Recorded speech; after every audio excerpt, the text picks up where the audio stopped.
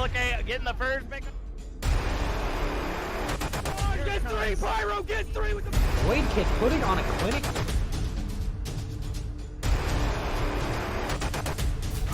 Whole team's down. Oh!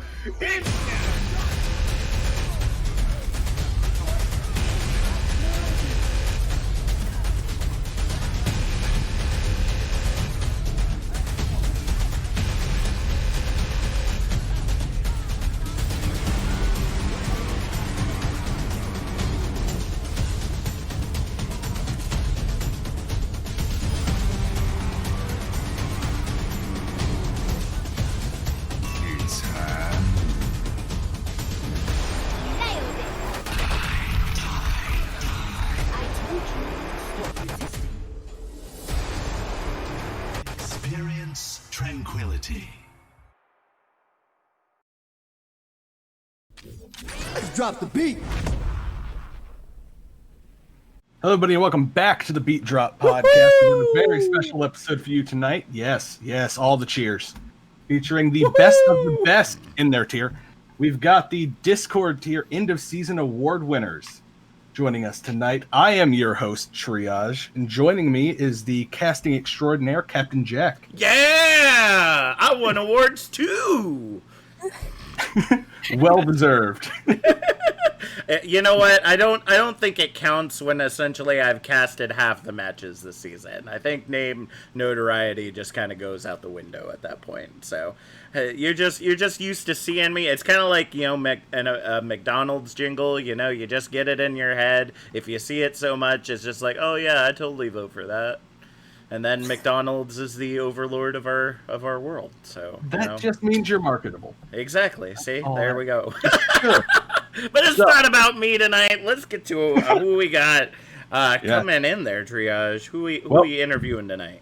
We are going to start from the top of the list, and I'm going to have every one of you introduce yourselves. Give us your name, the team you play for, and your favorite character voice line. My personal favorite voice line that I spam constantly is Diva's "I'm number one" voice line. It just makes me so happy because I have to hype myself up and tell myself in game that I'm the best, so maybe I'll actually believe it. Which is weird because you're actually number 3 according to your title. Yes. Look, I'm pretending, okay? Okay, So, I got you. starting at the top of the list, we've got the best main tank. Introduce yourself. What do we got? I am Cryptic Feeder Force from Exodus. It is not a shark. And are you afraid to fight me? What was that? It's a shark? Confirmed. It's not a shark. It's definitely a shark. Cryptic J Feed Force has confirmed it is a shark. Got it. That's what I got from that. All right. Next up on the list, we've got the best off tank in the Discord tier. Go ahead and introduce yourself. Yes, hello. I am Climate. I play for Tailwind, and my favorite voice line is Bananas from Monkey. Le Monk. I've never seen the hero Monkey, but that sounds like a fantastic voice line. Yeah. All right. Taking us into the double award winner with best projectile DPS and most improved, we've got our good buddy. Introduce yourself. My name's Iconic. I play for Tempest, and I can't use the same voice line from last time, so I'll go with Tracer's "Ooh Scary" because I'm toxic in game. And I like to blink around and use it. Apparently only toxic in game. It's not True. what I've noticed, but whatever. You leave what happens in the mail from Discord in the Discord. All right. Well, next up on the list, we've got the best hit scan DPS in Discord tier. My name is Poochie. Play for Exodus. My favorite voice line is "Hard Work Pays Off" by Torbjorn. I don't hear that one very often, but that's because I just avoid all Hard tournaments work pays off. Hard work does pay off. Yeah. Or Aardvark pays off. I'm not for certain. Aardvark pays off. Aardvark pays off. I like that one. I'm going to go with Aardvark pays off. Next up, we've got the best main support. Hello, I'm Placebo. I am Exodus's second resident feeder, and my favorite voice line is "It's just a flesh wound." Right. I mean, that makes sense. You are a support. Yeah. Yeah, I can back that one. That's fantastic. It's just a flesh wound. Just rub it in. Like, I'm not going to heal you. You're at 199 out of 200 HP. Stop spamming Unity healing. Next up, we've got the best flex support in Discord tier. Hello, I'm Nagisa. I'm from Tempest. I'm not going to use the same voice line as last time either, and I quite honestly don't even remember what that was. But I guess another favorite of mine is "Are you quite done?" from Mercy, because I say it a lot because people are always arguing. Oh, goodness gracious. Well, thank you all for joining us tonight. Things are going to be a little weird, and we're going to give you a heads up on this. So, HQC, the best coach that was voted for the Discord tier, is joining us in spirit tonight when we're recording this, but their answers are actually going to be spliced in throughout the video. So as a matter of fact, I'll probably be splicing in his introduction right after I'm done saying this. HQC was voted best coach for season 5. So HQC, what is your favorite character voice line? I knew I'm gonna have this kind of question, so I got prepared myself. And then it has to be as I'm a main tank, the monkey voice line. No, I do not want peanut butter. That is pretty awesome. So just know that things may seem really weird when you look at the room, but we're just trying to make sure that everybody's included. All right, and HQC currently is residing in Switzerland, so not the easiest time to try to get an interview. It's 8:30 at night Eastern Standard Time. Alrighty, so for our first question of the evening, I think that it's most important to remember that at the end of the day, we are not feeders, we are not healers, we are gamers. And we all gotta start somewhere. So starting with Cryptic J Force, where did your gaming interest begin? And how did you get to Overwatch Tranquility Season 5? I remember the first game I ever played. I don't remember why I ended up playing it. I remember I went upstairs. This was back when I was with my grandparents. I ended up playing Super Smash Bros. Melee for the first time. Yeah, I think my first one I ever played was Pikachu. But over time, my interest changed, and it was about the summer of 2016. I was torn between getting two games. It was either going to be No Man's Sky or Overwatch, but I had a couple of friends that played Overwatch. This is back when I was on PS4, so I ended up getting Overwatch. And I played on console for like 8 or 9 seasons, and then I eventually swapped over to PC. And I didn't have anyone to play with, unfortunately, so I would look through the Reddit, looking for people. And that's when I saw one of my former teammates, Drug, post an ad for Overwatch Tranquility, and that's when I joined. I joined on what would be Alt F4 at the time, and I've been around since. All right, climb it.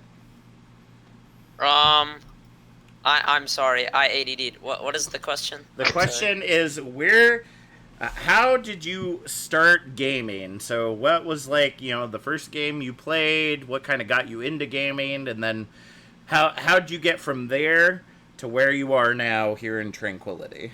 Okay, so started out on the Xbox 360 playing things like Call of Duty, Modern Warfare 2, things like that. And then I played Destiny 1 for the longest time until basically when Destiny 2 came out.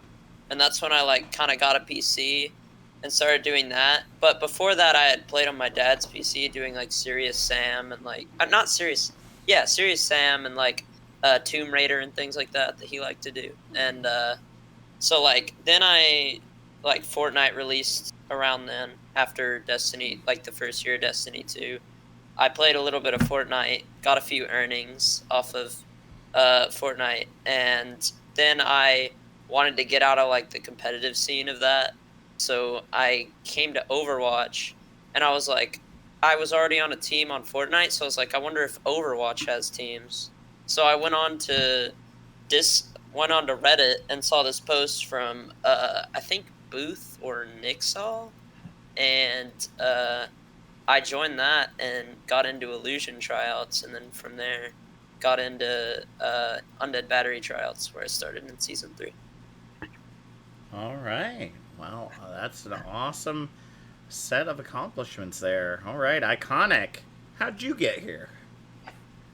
Well, I've been playing games since I can remember. I think the first thing I played was either one of the Mario games or Donkey Kong Country on the Super Nintendo. And I don't remember ever not playing games.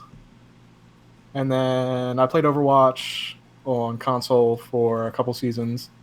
And it's the reason I got a PC. And I played on PC for a bit until I decided I wanted to play more, like on a team environment. So one of my friends was playing on a team in Trank and told me I should post as a free agent here. And then I posted and messaged Triage, and for some reason he wanted to pick me up in Season 3 because he's dumb. Yeah. And I've been here since Season 3. All right. Well, it's all Triage's fault. You heard it, folks. All right. All right, Poochie, where'd you get your start? I was like around the age of 7, and my parents got me a Wii, and my first game was like Skylanders, and I got all those collectibles. So true. And it was I was vibing, and later on I got an Xbox and stuff. I played like Call of Duty and stuff. Then a couple years later, I wanted a PC because my friends at school were getting PCs, and once I got a PC, then there was Overwatch. One of my friends told me about Overwatch. There's this new cool game out, and I tried it, and I really liked it. So then, a couple years later, I was still playing casual, and then I wanted to get on a team because Overwatch League was starting to get popular. Mm-hmm. And so I was in the Overwatch League, in the Overwatch server, and I just looked through team recruitment, and I found Southlaws in Season 4, and that's where I joined Tranquility. And then Poochie went crazy. Amazing. All right. Placebo, how'd you get here? So I've been gaming for as long as I remember. One of the first games that I can just off the top was Pokemon Blue. Yes! On Game Boy Advance. Best starter game. And then we got our first console. We got a PS2, and I played MX Unleashed nonstop until we got a Wii. Went from the Wii to a PS3, from PS3 to a PS4, and when I was a freshman in college, they had all of the freshmen on the football team living in one house all at the same time, and one of the guys on the team had his Xbox in the living room of the house. Nice. And he had Overwatch, and so we would all play Overwatch in the living room together, and then that's how I got into Overwatch. When I got my own PS4, I started playing Overwatch on my own, and then once I hit top 500, I started to look to build a PC, and then I swapped over to PC in February of this year, and then once I got into Diamond and stuff like that, I was like, all right, I kind of want to start looking for a team and maybe take it a little bit more seriously. And then once I started looking for a team, I was a main tank player, and I was saying, Cactus messaged me, and he says, hey, you said that you also play a little bit of support. Do you play Lucio? And it's like, well, I can play Lucio. And he goes, cool. We have a match tomorrow. Join our team. Wow. All right. Well, just goes to show that you can be ripped and a gamer. Because, you got to be ripped to be on college football. So, love to see it. Nagisa, how did you get here?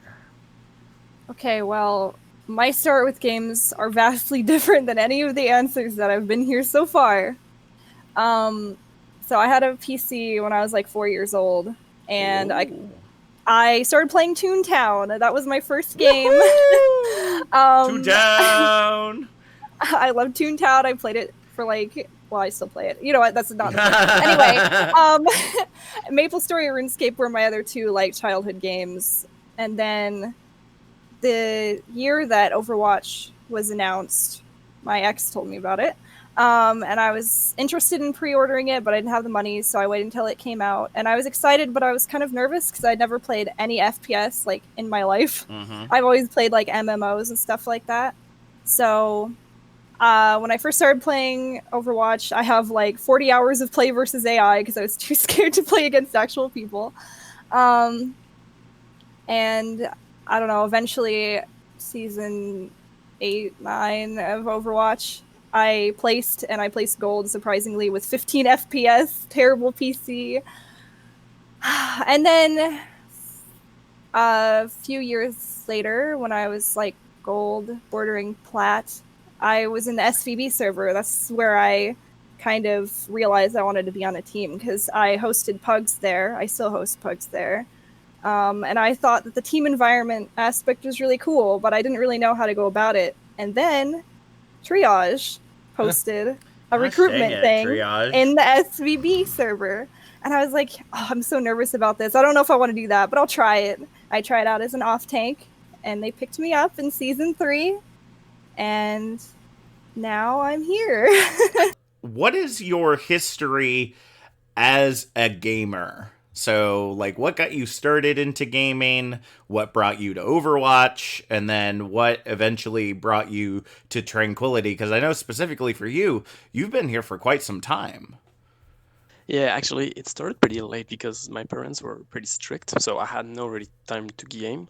Okay. And when I was maybe 4 or 5 years ago, my brother built me a PC and bought me Overwatch. It just came out, and I started playing Overwatch. It was the first game actually I really played.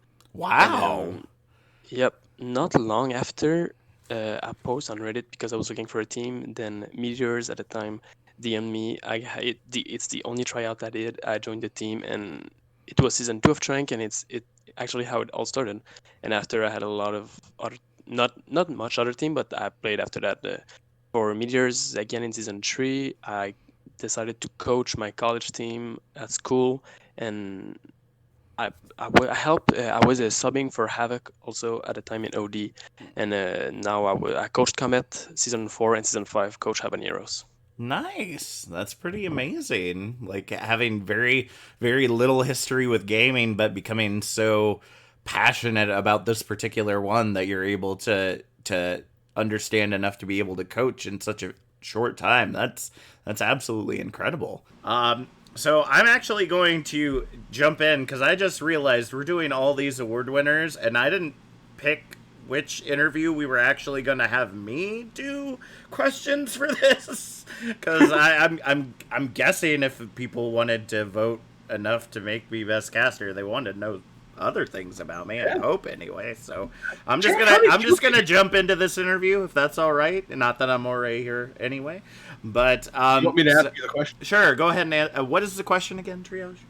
The question for you is, how did you get to this point in your game? So way back in the 1990s, as my boomer self is. I started playing Pong. No, I'm just joking. So my first console was was a mix. We didn't own our first console till I was well into my teens, but I had experience playing on the original Nintendo and the Sega Genesis. One of my fondest memories growing up were of my great-grandfather. At the time, I lived with he and my great-grandmother, and we would always go on Sunday after Mass to the local Blockbuster Video. Again, big boomer right there. Nobody knows what Blockbuster Video is, so it's like Netflix. It's like Netflix, but it's physical for all you Zoomers out there. So you could go to it. So we would go to Blockbuster Video, and I would sit there and play on the Sega Genesis display Sonic the Hedgehog, and I got really good at it. I was able to beat the first level in probably about 10 minutes. I mean, I was 8, so it was impressive for me. All right. Quick recap through all of that. Got my first console when I was 14 and started working at a pizza restaurant. It was an N64. Of course, I got all the best games: GoldenEye 007, Star Fox 64, Super Mario 64. All those great games. I joined the Navy in 2007. When I bought my next console was the PS2. Got really big into the Kingdom Hearts series, as I still love today, despite the fact that they have 8 games and they're only on number 3. I don't get that numbering, Square Enix. I really don't. And then it wasn't long after that, once I started working on a ship, that I got into Xbox. I've been an Xbox gamer for going on 12 years now. I've played so many games except for sports, because if I'm going to play sports, I'd rather just play them in real life. And, like many of you, got my start in Halo, Call of Duty. Didn't do anything competitive, really just for fun. First gaming community I ever joined was DHG, which I believe is still around. Die Hard Gamers Incorporated. Me too? Yeah, me too. How about that? I was part of them during the what COD games were they? I want to say it was Modern Warfare 3 to Black Ops 2. So it was MW3, Ghosts, and then Black Ops 2, and then I had to Black Ops 2, then Ghost. And then was it the other way around? Okay. So so it would have been Black Ops 2, Ghost, and then Advanced Warfare, right? I think I got that right. So yeah, so those would have been the 3 games I was part of. Was my first experience being with like a clan or being in a big organization, and I loved it. I had to leave because college is important, and I had to adult. I was a single parent at the time, so I couldn't take the extra responsibility. And then after I finished my degree, I got back into looking kind of for a community. My wife was a big Blizzard fan, still is. Said, hey, like if you like first-person shooters, you should play Overwatch. And I'm like, but Overwatch doesn't have a storyline. I can't play the storyline. And she was like, just try it, you idiot. And I was like, okay. And so now I've been playing it for 3 years. Got my start in a small community casting with no experience whatsoever other than knowing a bit about Overwatch from playing it and watching Overwatch League. And a couple bad communities later, not necessarily bad, but just kind of toxic. And then I found my way here. So. Wow. What a beautiful nostalgia-filled journey! I didn't even realize how long that story was gonna be. Now I really feel old. Holy you brought shit. back so many good memories. Thank you for that. You're welcome. I guess now I'm just gonna go get my cane now. I broke mine the other day. Oh, okay. So what's our next question in there? All right, our next question. I got to drag him back into the chat. Yeah. Not this quick. I'm a bit smart. All right. So, some of you kind of already touched on this, but for the next question, we're going to ask, how did you come to be on, or why did you choose the team you are currently playing for? We're going to start with you, Cryptic. I remember it was right after season 3, going into season 4. I had parted ways with Clips. It didn't end. It was a tough loss to what was it? It was Commit. Yeah, that was not a fun night. I was going around our teams. I was getting pretty close to joining Prod. I was getting there. I played I think it was like a scrim or 2, and I got there. I'm like, I don't think this is gonna be a right fit for me. So I started looking around. I poked around. I got rejected by Hellhounds, Instalock. Instalock was that season. As well as Tough Luck, and then I ended up going to Airstrike when I had got a message from Cactus. I went there, like the people, they all seemed nice. I would find out and meet my Stan Panda games, and we had a great season and won it all. So when we wanted to go back again for another run, I said, yeah, I want to go out again, and we were branded to a Leviathan. Wow, so it's not a shark. It's not a shark. It's a shark. It's like said earlier. I have to say, the one thing that I don't believe about that entire story is that someone didn't want Cryptic J Force. Like, come Apparently, on. a lot of people. I was turned down by quite a few teams, and I made Wow. sure to name drop them. He knows the McDonald to cry recipe, bro. He's man. invaluable, man. Yeah. There was one other team. I can't remember their name. It was the team Illusion. It was Illusion, but it was after a rebrand. They turned me down as well. Well, humble brag, I've never been turned down by a team, just saying. Sure. Me neither, bro. Me either, but Yeah. I've only been on casting teams that really need people, so. We're desperate, please, anybody. All right, well, next up, we have Climate. Yes, I am on Tailwind, or was, and basically, how I ended up there.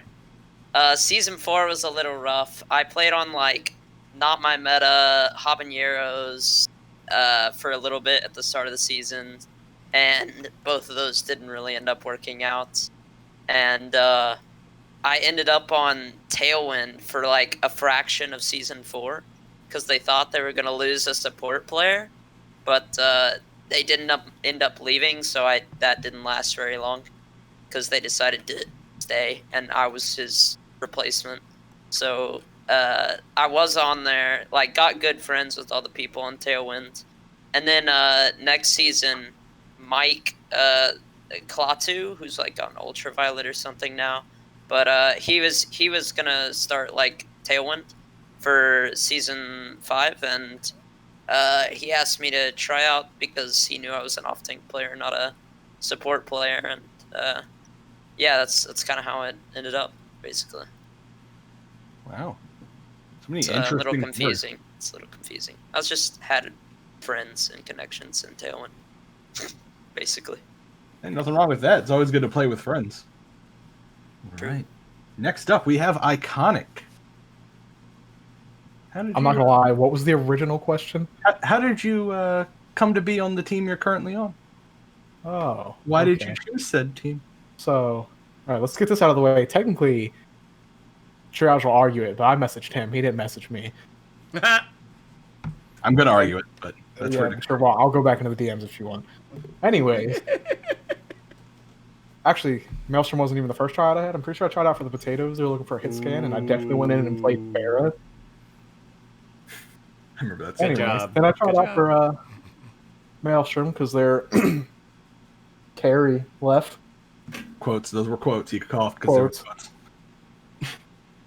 And for some reason, he wanted me to play for them. I'm still questioning it to this day. I had no team experience at all.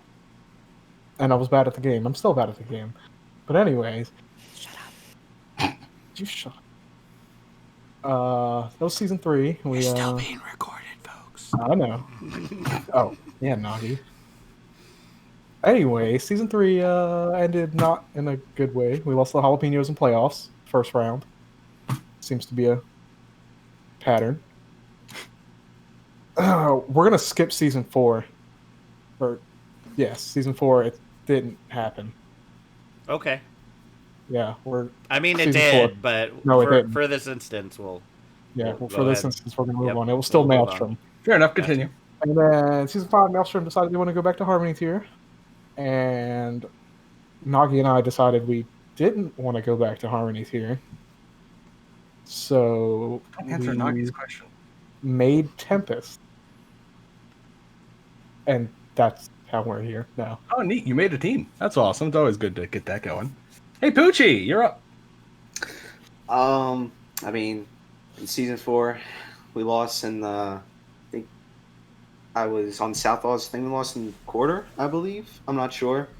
So I knew like I knew I can get on a better team. I knew I had capable of getting on a better team.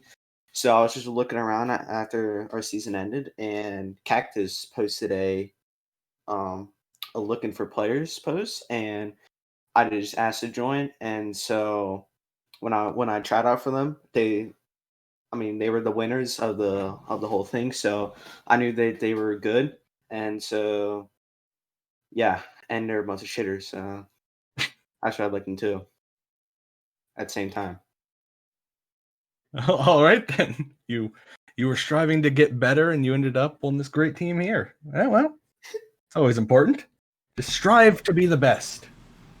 I like it, and make some friends and Like there never was. exactly, and make some friends. Shit talk. Always have a good time, which Yeah. seems to be all that's happening in our general chat. Speaking of which, placebo. So I kind of touched on it before. I was just kind of like looking for a team.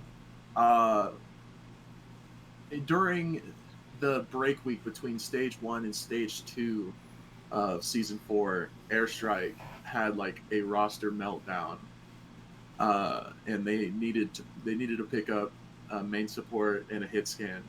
They picked up Void Kid, and they needed a main support. And it was like one day before game day, and I did like one tryout scrim before that, and he was like, "Hey, we got a game tomorrow. If you wanna play for us, you gotta let me know right now, because we gotta let all the admins know 24 hours before." And so I was like, "Yeah, sure, why not?" It's the first offer. I'm not very patient, and so I was just like, "Cool, I'll take it." And so we ended up joining that team. Lost that game horribly because we didn't play together at all, and then ended up just clicking, personality wise and gameplay wise, just because we could. Like I said, I'm not very patient, and I have Turbo Feeder as my main tank, and I could just into their back line on the Frog and just have a great time. And I was just enjoying the team play that we had, so I decided to stick around for season 5. Nice. Well, I know the admins appreciate the teams attempting to actually get you signed up for the rules 24 hours before the game. Yes. Very Often much not the case. Causes a lot of frustration. All right, Nagisa.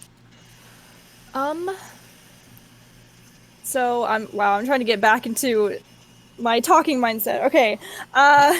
Maelstrom. Join them. Yes. They were my only tryout because I had no idea about Trank. When I joined Maelstrom, I wasn't even in the Trank server yet. And then I joined that later and realized, obviously there'd be other teams, but I didn't think of it. So,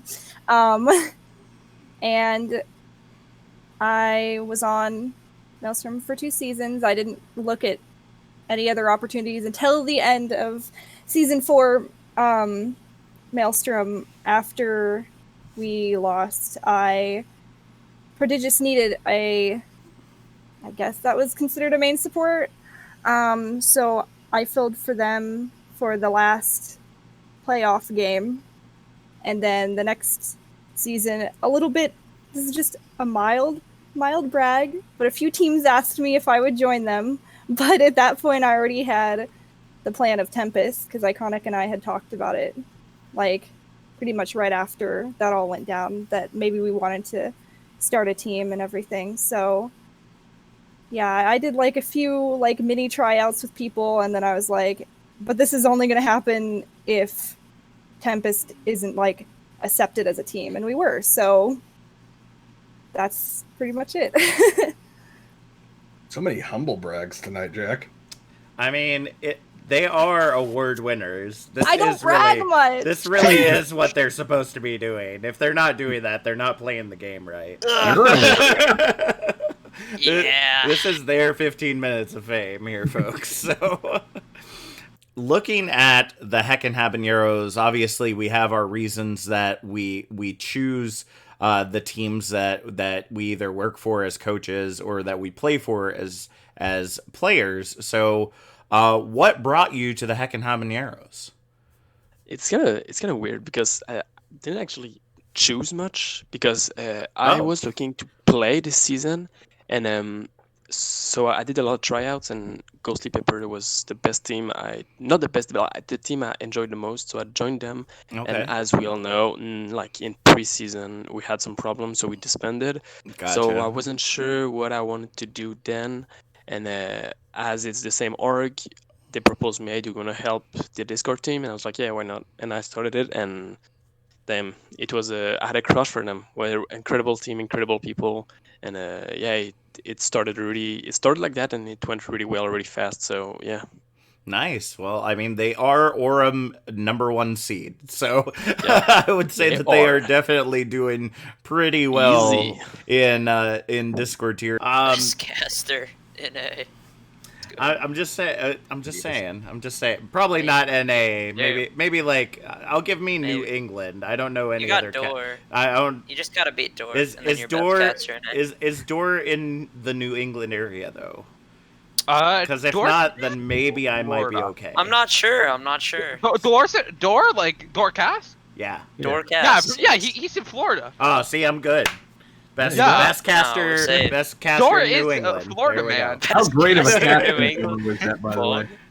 Get Captain Jack and Dora in the same game. Oh, beautiful. We've done a couple. So It's been interesting. Link me, dude.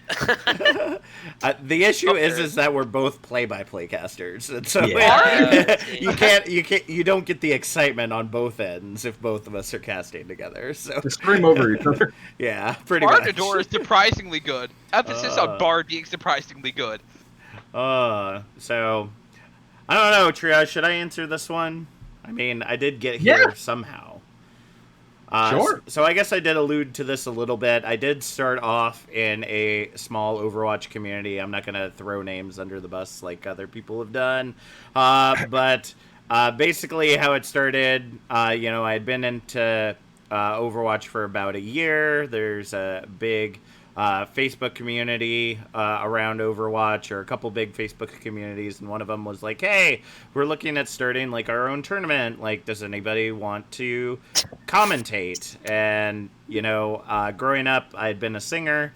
I love to talk, if you can't tell already by all the talking I've done this season, and I was like, sure, I'll give it a shot. I've been watching Overwatch League. That looks pretty cool. I mean, I don't know if I'll be any good, but, we'll see. And so, got my start there. Again, toxic issues ended up forcing me to join another community. Ended up climbing the ranks there, became their media director for about a season and a half. Did a lot of recruiting, really built things up there, had a lot of great people there to work with. Many of you might know Man of Class from Monkey Bubble.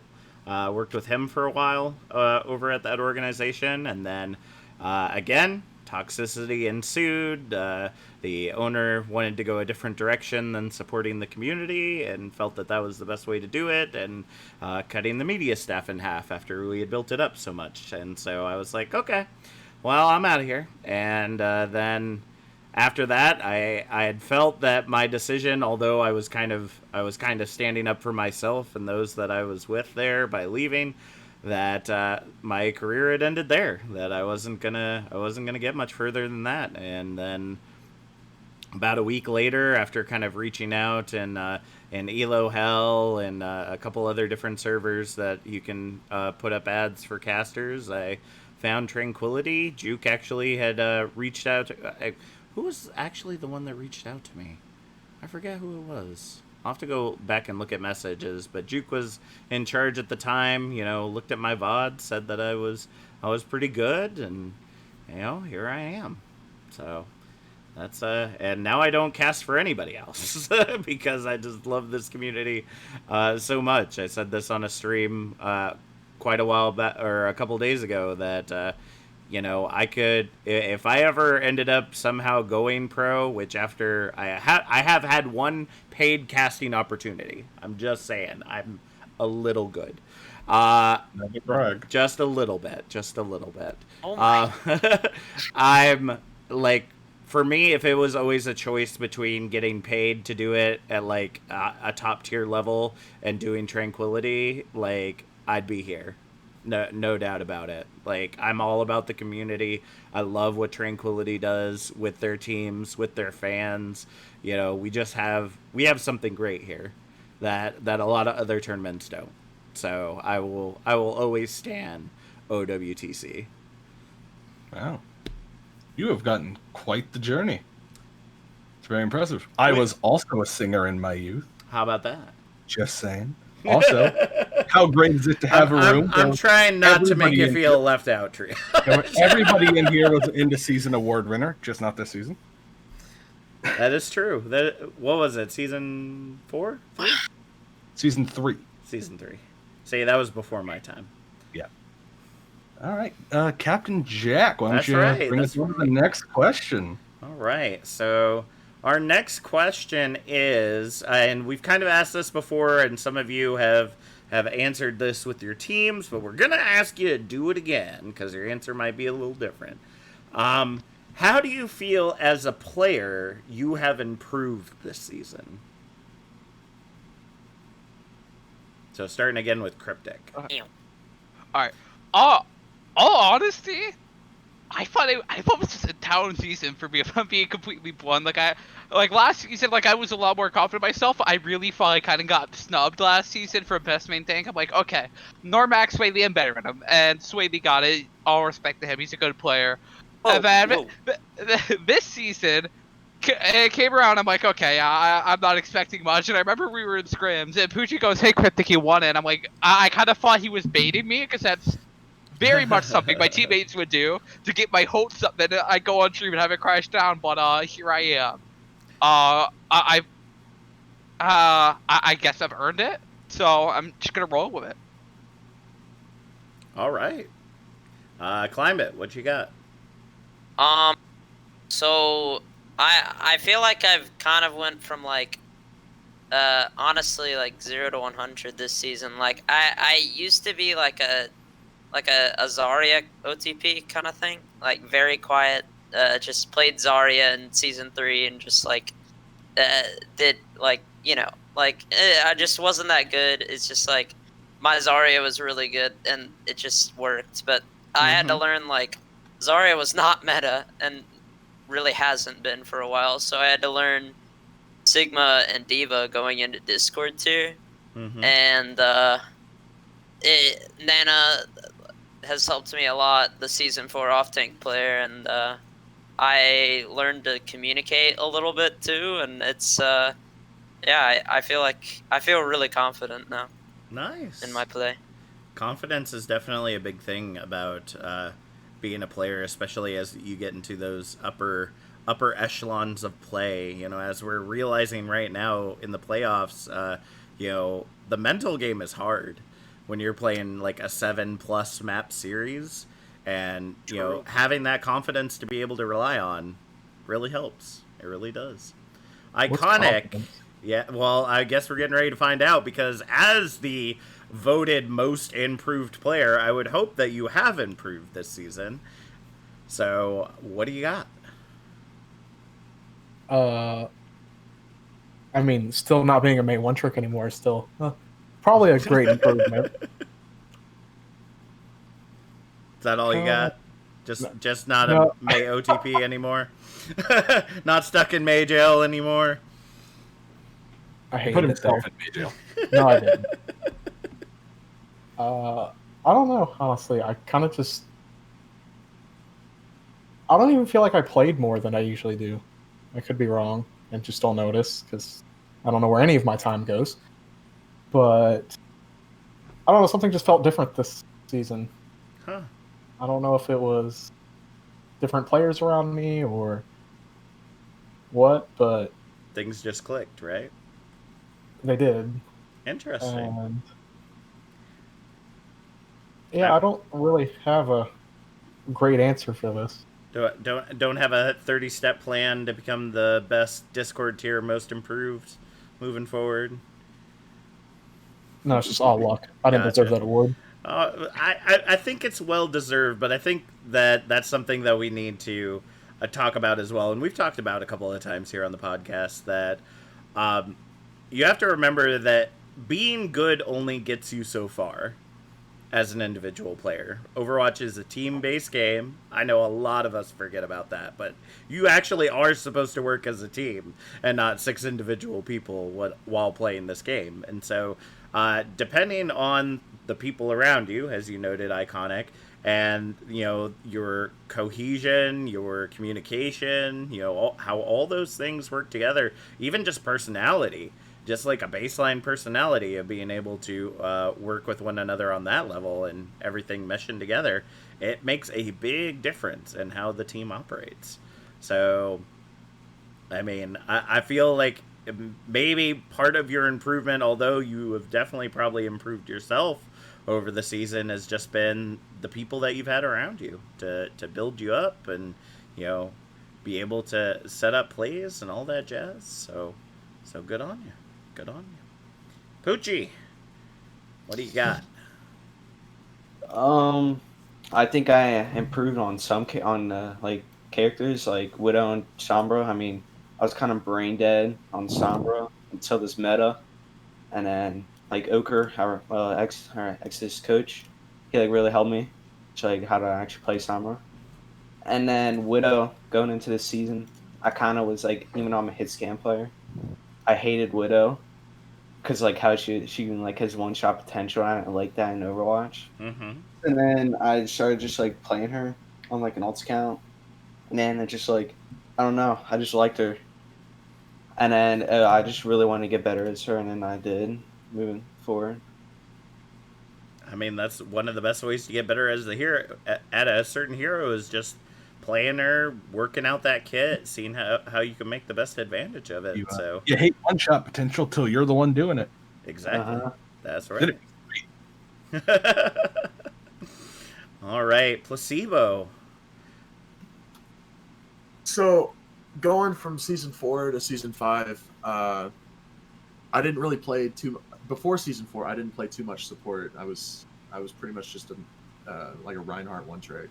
Mm-hmm. And then once I got into season 4, and we pretty much just hard force brawl on every map. I like played a lot of Lucio, but like I said earlier, I was really impatient. And so our coach, he always had to tell me, he's like, "Hey man, you need to slow down. Yeah, it's a fast-paced comp, but you're playing way too fast. You need to be able to peel for your team." And going from season 4 to season 5, on top of not only playing Frog, mm-hmm. I really had to focus on one, building my hero pool so I could play what was necessary for the team, especially since when season 5 started, it was when they really started pushing those experimental modes weekly. Yeah. So meta was changing every week. Mm-hmm. So you can't play the same character week to week. And so I had to increase my hero pool, as well as really understand that I don't have to carry. It's not like I was trying to. It's just I wanted to. I wanted to go out there. I wanted to be in the kill feed. I don't wanted everyone to say, "Oh my god, he's so good." And I had to realize that that's not my role. Yep. And then understanding that I have my carryness is in just being consistent and playing the team game and just worrying about the team and stuff like that. I had to get that into my head.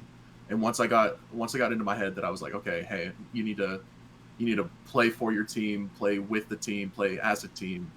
Then I immediately started seeing we were winning games easier. We were playing as a team better. We were meshing better. Combos were used more efficiently, and it's just been really fun. Awesome. Worrying about other people, not myself. Awesome. I mean, that's what the team aspect is all about, is learning how to work together. When I go into comp games, very often you get the conversation of who's got gold healing, who's got gold damage, this, that, and the other thing. And it's if you're working together as a team, it doesn't matter, because it's all about. Don't get me wrong. It is about that. It is about that. I'm still having those competitions with my other support partner, because it's we both me and my other support we talk shit all the time to each other, and so it's like a competition. It's okay, listen, who can heal the most on our team? Who's gonna keep our tanks alive? Who's gonna do all this? And at the end of the day, we're working, we're competing to be better for the team, and I think that's kind of great. Yeah, but it's not the aspect that you're getting sweaty because if you don't if someone has the medal, that everybody else is bad, and that's the aspect I'm trying to get at, is that when you're working as a team, I mean, you could have you could have a frickin' Lucio come out on top with gold elims if that really ended up happening. Just happened to get that hit from the boop or from their gun every single time. Shoot, get a punch in before the kill goes down, and Lucio could walk away with gold medals. But that's not what the game's about. It's about taking away that dub and working as a team to get there. So, Nagisa, what? How have you improved this season? So, I mean, I've worked a lot more on heroes. I used to play a lot of, like, Mercy and Moira. Like, that was mostly all I played. I tried playing Ana, I tried playing BAP. I did a little bit in Season 4, but, like, I wasn't good at it. My mechanics weren't that great, so Mercy and Moira are kind of my thing. But when Tempest started, I realized, especially since new team, Discord tier, I was going to be in every map. I had to really kind of grind to figure out, like, how to play Ana better, because I knew we were going to need Ana a lot more. So I mean, Ana was kind of the one that I started with the most. Like, I got VOD reviews with whoever I could.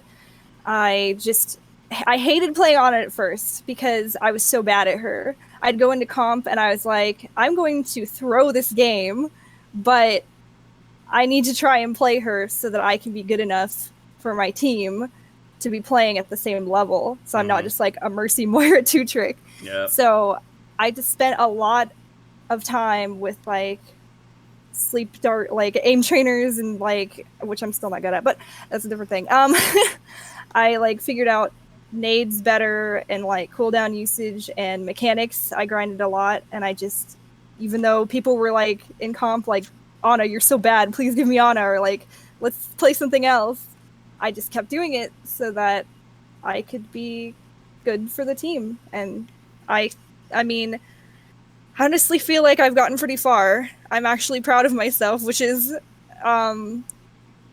unusual for me to say, I guess. But yeah. Hey, it definitely should be proud of being proud of yourself. That is definitely a big thing, and we at the Overwatch Tranquility community do apologize for any of you that have lost SR due to Nagisa grinding out the Kovacs on Ana. So be sure to contact Tranquility Hammer at your earliest convenience for your SR compensation. So my SR and I need it now. So as a coach, and I guess one that you didn't plan on being this season based on the events that transpired, how do you feel coaching the Heckin' Habaneros this season has helped you improve as a coach? It's a good question. I always try to improve myself, whatever I was doing as a player and now as a coach. So I join, and it's always hard when you join a team as a coach because you have to, like, make sure they trust you and they value your opinion, because if not, then there's no point. So, and I got lucky. They really, like, start, like, listening to me really fast, and we start improving really fast. And I joined at the end of stage 1, and when I joined, I saw, like, them improving so fast. So, and as I joined late, I didn't like watch many other Discord games, so I don't know much about the tier. But what I can say is they really have a special group of people, and I think they have a lot of potential, each of them. And I don't see the team not making the final. They're like such a special group of people. They have a really good bond. They all have something really amazing in their play, and it makes them really special to me. Nice. Well, we'll definitely be looking forward to that.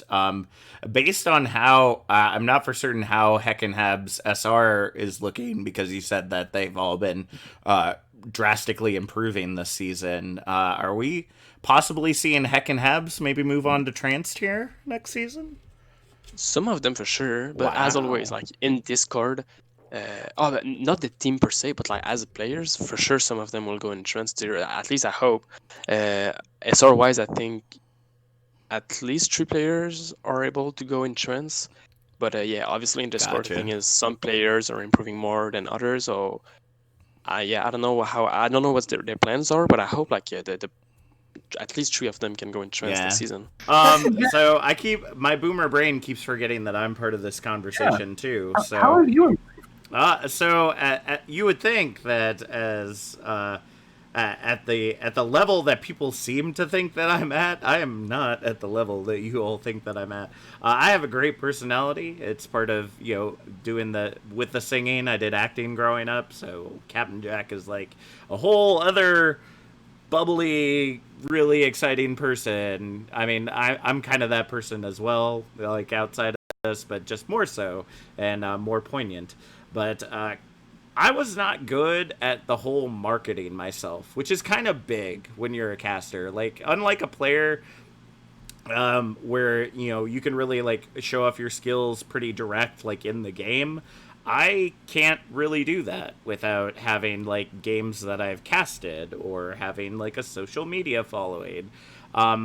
Let's just say at the beginning of season 5, I had a Facebook page. That's how bad my social media networking for this was. So, I once I've kind of found my foothold in tranquility, started a Twitter, started kind of networking myself around, and it was because of making those changes, learning from Door. Like I've learned a lot of things from Door that I haven't put into practice yet, like making my casting montage to be able to kind of sell myself. But it was because of things that I've listened to from those in this community that got me my first paid casting gig for LandFest. So that was a really great opportunity, and like I said, although I hope that maybe there's others out there, I'm not desperately looking for them at the moment, but if there are others out there, I would like to see how far my wings can fly, and I'll always end up coming back here. So it's been an interesting wrapping my boomer brain around all this stuff. So you can improve at anything you set your mind to. That's right. That's right. All right, what do we got next?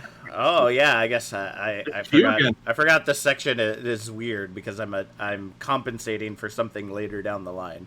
So, thank you so much everybody for sharing that information. I feel like we really got to know a little bit more about you, and now we're going to get to know about your decision making, your hot under pressure choice making, as we go into our next section, which is called Would You Rather. Now, this is a board game that you can actually get. I don't have the board, I just have the remaining cards because my 4-year-old decided to get in our moving boxes and throw the cards all over the house. So I was like, hey, this would be a good idea. Just take questions from this and it'll be a good time. So basically, you get the choice between 2 items. So it will be, would you rather have, chocolate-covered ants or pistachio-flavored crickets? I don't know. Like, just something. It's just kind of a choice between 2 different things. They can be super off the wall, or they could be, it could be something that could be very real to some people. So and as we've been doing, we will go down the line for those that are here, starting with Cryptic. So our first would you rather, Cryptic, would you rather lose the ability to feel fear or lose the ability to feel pain? Oh, okay. I'm probably looking too much into it, but it's like, is it like all pain, like emotional pain, physical pain? I have no other context than what I've given you, but I would assume that since fear is a separate choice, it is not emotional pain, so it'll probably just be physical pain. Yeah, but I don't want to feel fear. Okay. Do you have any support as to why you'd want to feel that way, or just kind of want to leave it at that? It would, because I can actually enjoy horror movies, man. Yes. Oh my gosh, I didn't think of that. I could watch horror movies at like 2 a.m. in the morning and watch like all my other friends like freak out, and I'm calm as a cool cool as a cucumber. Calm Watching and them suffer. Shut up. That's I'm bad at awesome. English. I love it. I love it. All right. Climate. Would you rather lose the ability to feel fear or lose the ability to feel pain? Fear, because pain is a good indicator of when you're dying. So I'd like to feel pain, because I feel like if I like cut myself cooking, and I'd just like bleed for like a good like 30 minutes, and then I'd look down at my hand and I'd be like, oh shit, I'm dying, kind of thing. Like something like that, or like a tumor or something really bad. Like, dude, that would be not good.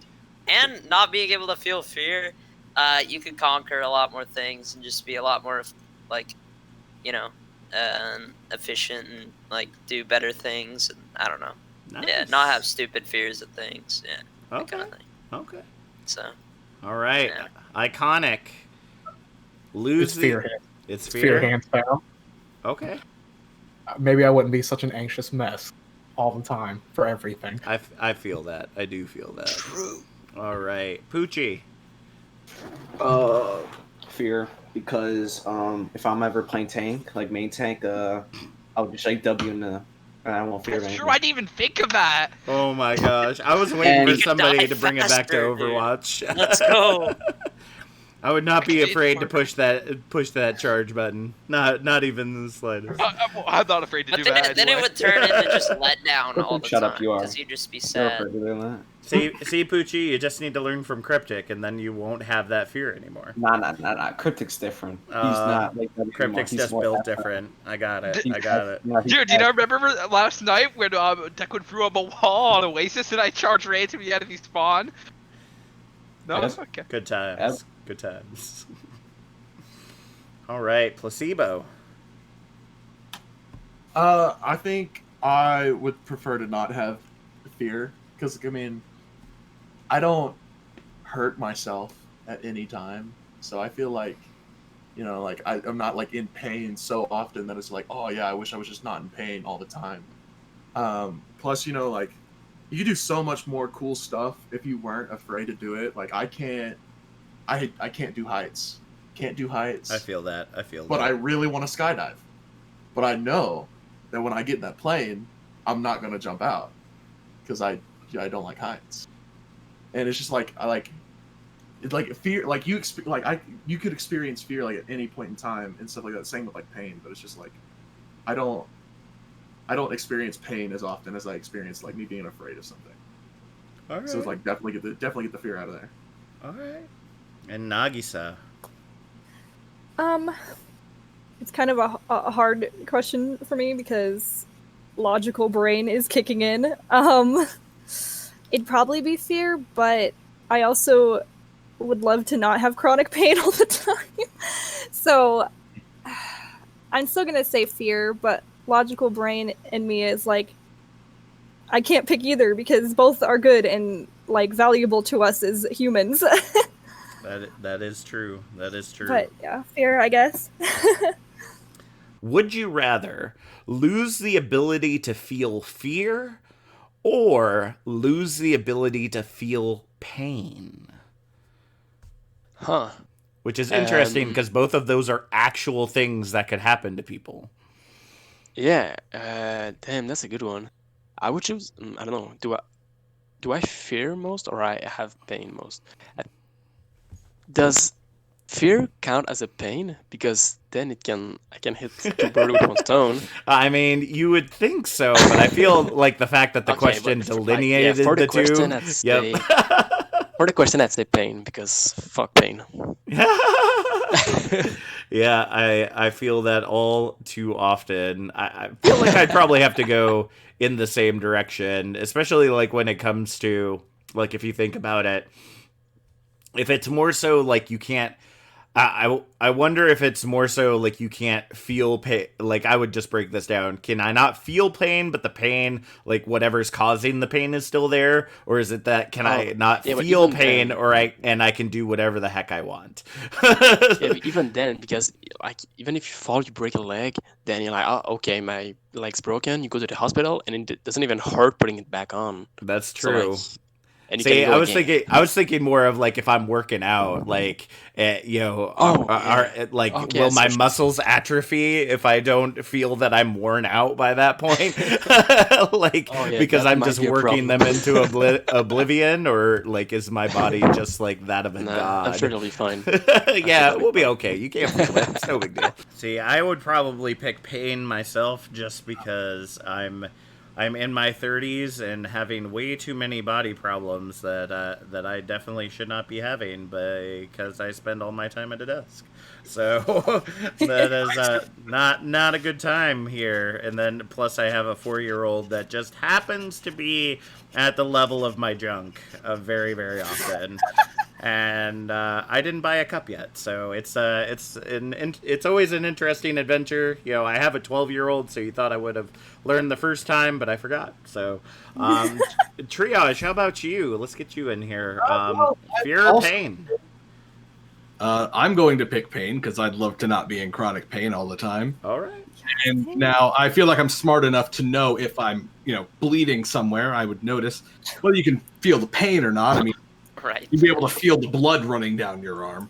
True. That is true. Concerned, like, I'm a little baby bitch, but like, I still watch horror movies and play all the horror games anyway. They scare the shit out of me the whole time, but I do it. So it just adds to the thrill. So very well, very well. All right, Triage. What's our next Would You Rather? Our next one gets a little weird here, starting with you, Cryptic. Boy.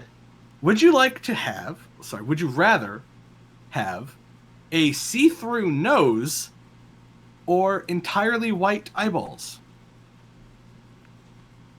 Huh. Yes. I didn't make these up. I'm just saying. Okay, I didn't make these up. We have a skip card option. Okay, so I'm gonna break down my thought process. Go ahead. So I love it. A see-through nose kind of feels pointless to me because I'm not obviously not gonna be able to see it, but like how often do you see your nose? It's kind of pointless. Constantly. But I don't pay attention to it, so I don't really notice it. So I think I gotta go with completely white eyes because I'm thinking big brain here. There's colored contacts, and once Halloween comes around, I take out the contacts and I already got a costume ready. Can already scare people. Yeah, that's already win. All white eyes. Easy. Big brain. Yeah, that works. To be fair, you'd also have a Halloween costume with the see-through nose. But I see your point for day-to-day life. Climate, what do you got? Which would you rather? All right, so here I'm thinking I'm gonna take a step further, and I'm gonna choose white eyes, but only for the reason that dude, I could instantly become a top tier Halloween actor. I'm gonna get in one of those real crazy Halloween houses and just make bank off of just having white eyes and just scaring the crap out of people. I think that's the way to go, honestly. You can just instantly, you get a good income off of your eyes. That'd be great. I would love that. That would be I mean, you do have celebrities that that get insurance on certain parts of their body, so I could see it. I could see it being a relatively important thing. Yeah, I like that you're thinking about long term and for your future here. Yeah. I'm trying to take this the long way. Yeah, I mean, long game. And you only have to work a month and a half out of the year. Yeah. Exactly. Big brain. Just scare a bunch of celebrities and then just just chill for the rest of the year. Nice. Conic, how about you, man? All right, so I gotta ask. Yes. What do other people see through my invisible nose? Does it just look like I don't have a nose at all? I have no other context for you, Iconic. It's really how you interpret it. It's possible. Look like Lord Voldemort. Well, but I mean, it says it's see through, so I'd imagine they would see, it would be like if your nose was chopped off, they'd be able to see all that. Okay, see, that's what I was getting at. Okay. I guess the eyes. Mm-hmm. This is really just a toss-up, to be honest. Yeah, I have no good reasoning for this. No, that's fair. Nothing wrong with that. How about you, Poochie? White eyes. I don't have a reason. Just white eyes. I don't want an invisible nose. I want to look dumb. That's what I'm gonna look dumb with no nose. That's fair. You can fix the eyes thing. You can't fix the not having a nose thing. I mean, you could just paint it. Shh, damn it! I was gonna say that later. Could just use makeup. I'm just saying. Took my answer. Ah. All right, placebo. Yeah, I definitely would do all white eyes as well, but mostly because of like where we're at in terms of time of the year, you know, because Halloween is like, come on, man, like that's just $5 less that I have to spend on my costume. Exactly. I mean, again, everybody's thinking Halloween. I mean, Halloween's in 9 days. It's so, like yeah, in 9 days. So Halloween. if everybody's not thinking Halloween, that's kind of odd, actually. If you're thinking Christmas, get out of here. Just no, go. 100%. No. I think it should be illegal to sing Christmas songs until after Thanksgiving. I think it should be illegal for you to sing. Period. I think you're gonna have to ban Hobby Lobby first, bro. I mean, yeah, that's the first go. Shoot, you got to ban all the stores. They got all the Christmas stuff out at this point. I feel like we might have upset Nagisa by that statement. I'm angry. I love Christmas. I don't dislike Halloween, but I love Christmas. Well, you can love Christmas. It's just we just fine. want Have everyone the to appropriate abide to their borders. Just all right. What I sing in my own time is my business. Christmas season starts November 1st. Exactly. I don't care. That is false. That is just false. It ends right after Thanksgiving. Thanksgiving may be All right, give me a garbage date. tier Hey, give me a- holiday. It's a Hey, garbage tier holiday, perfect. but it deserves its time. Give me a specific date that is like when Christmas season starts. Well, that's the then. thing Like, is that Thanksgiving is different every year, so it The day after Thanksgiving. It is the day after Thanksgiving. The second it hits at midnight on Thanksgiving, it is Christmas time. It can have its time. But See? until then, it is wrong. That is your opinion. All right, here's my counterpoint to that. This is my counterpoint to that, though. Because Christmas is all about being nice and family and stuff like that. The day after Thanksgiving is Black Friday. And ain't nobody thinking about being nice to their family on Black Friday. I mean, actually, a lot of people are thinking about their family on Black Friday. That's why Okay, well, they they go ain't being out on nice. Black They ain't being Friday. nice. They ain't being nice. Okay, 48 hours after Thanksgiving is the acceptable time. Cyber Monday is fine. Oh goodness, this is ridiculous. I didn't know we were gonna get into a big debate about Halloween versus Christmas on here. It can be Christmas both. just needs to learn Let's its just ways, all right? appreciate both holidays, okay? Yeah, and I think we should do that at the appropriate time period. Oh, Everybody boy. has a different time span of appropriate time. All right, and all right. Your business. We're gonna move on. Nagisa, which would you rather, a see-through nose or wide eyes? Okay, I'm not breaking the trend. It's white eyes because I feel like that'd be so fucking cool. Not even just because of Halloween, but like you could make like so many like demon aesthetic like outfits, and like for cosplay for me it would be so cool, and it would make contacts a lot easier for me for cosplay too. So white eyes. Would you rather have a see-through nose or entirely white eyeballs? Okay, the white eyeball I understand, but the first one I have no clue what it means. I'm sorry. A see-through, so having like a transparent nose. So I guess like your nose would still be there, which I guess depending on how gross you want to be, like if the nose itself is just transparent, that means that like all like, your like the guy in mucus Harry and Potter? stuff is still like in your nose and everyone can see it. Like it doesn't really delineate how Can we much of say the it's nose like- is see through. Or more like the guy in Harry Potter. I don't know his name in English. Is it Voldemort too? Yes, it is Voldemort as Okay, well. like him? I'm guessing so. Okay, I guess I'd rather that because a white eyeball is scary as fuck. You can I'm never. Sorry, sorry for swearing. I don't know. Nope, it's all right. We're PG-13 here. You can drop a Okay, couple here or good, there. good.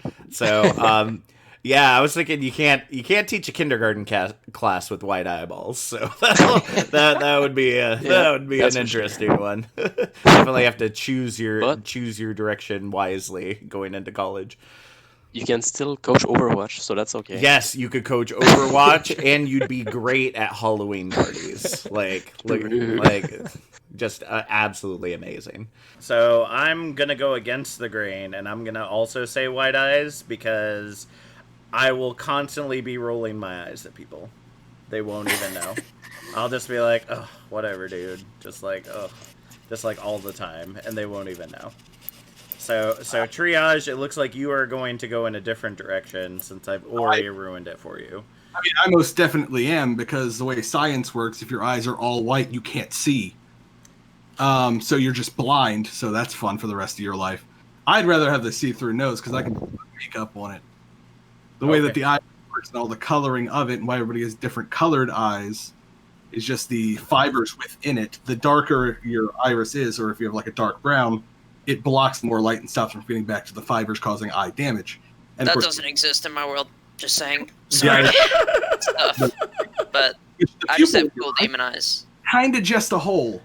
So it's all white right there. You don't have a pupil, so you can't see.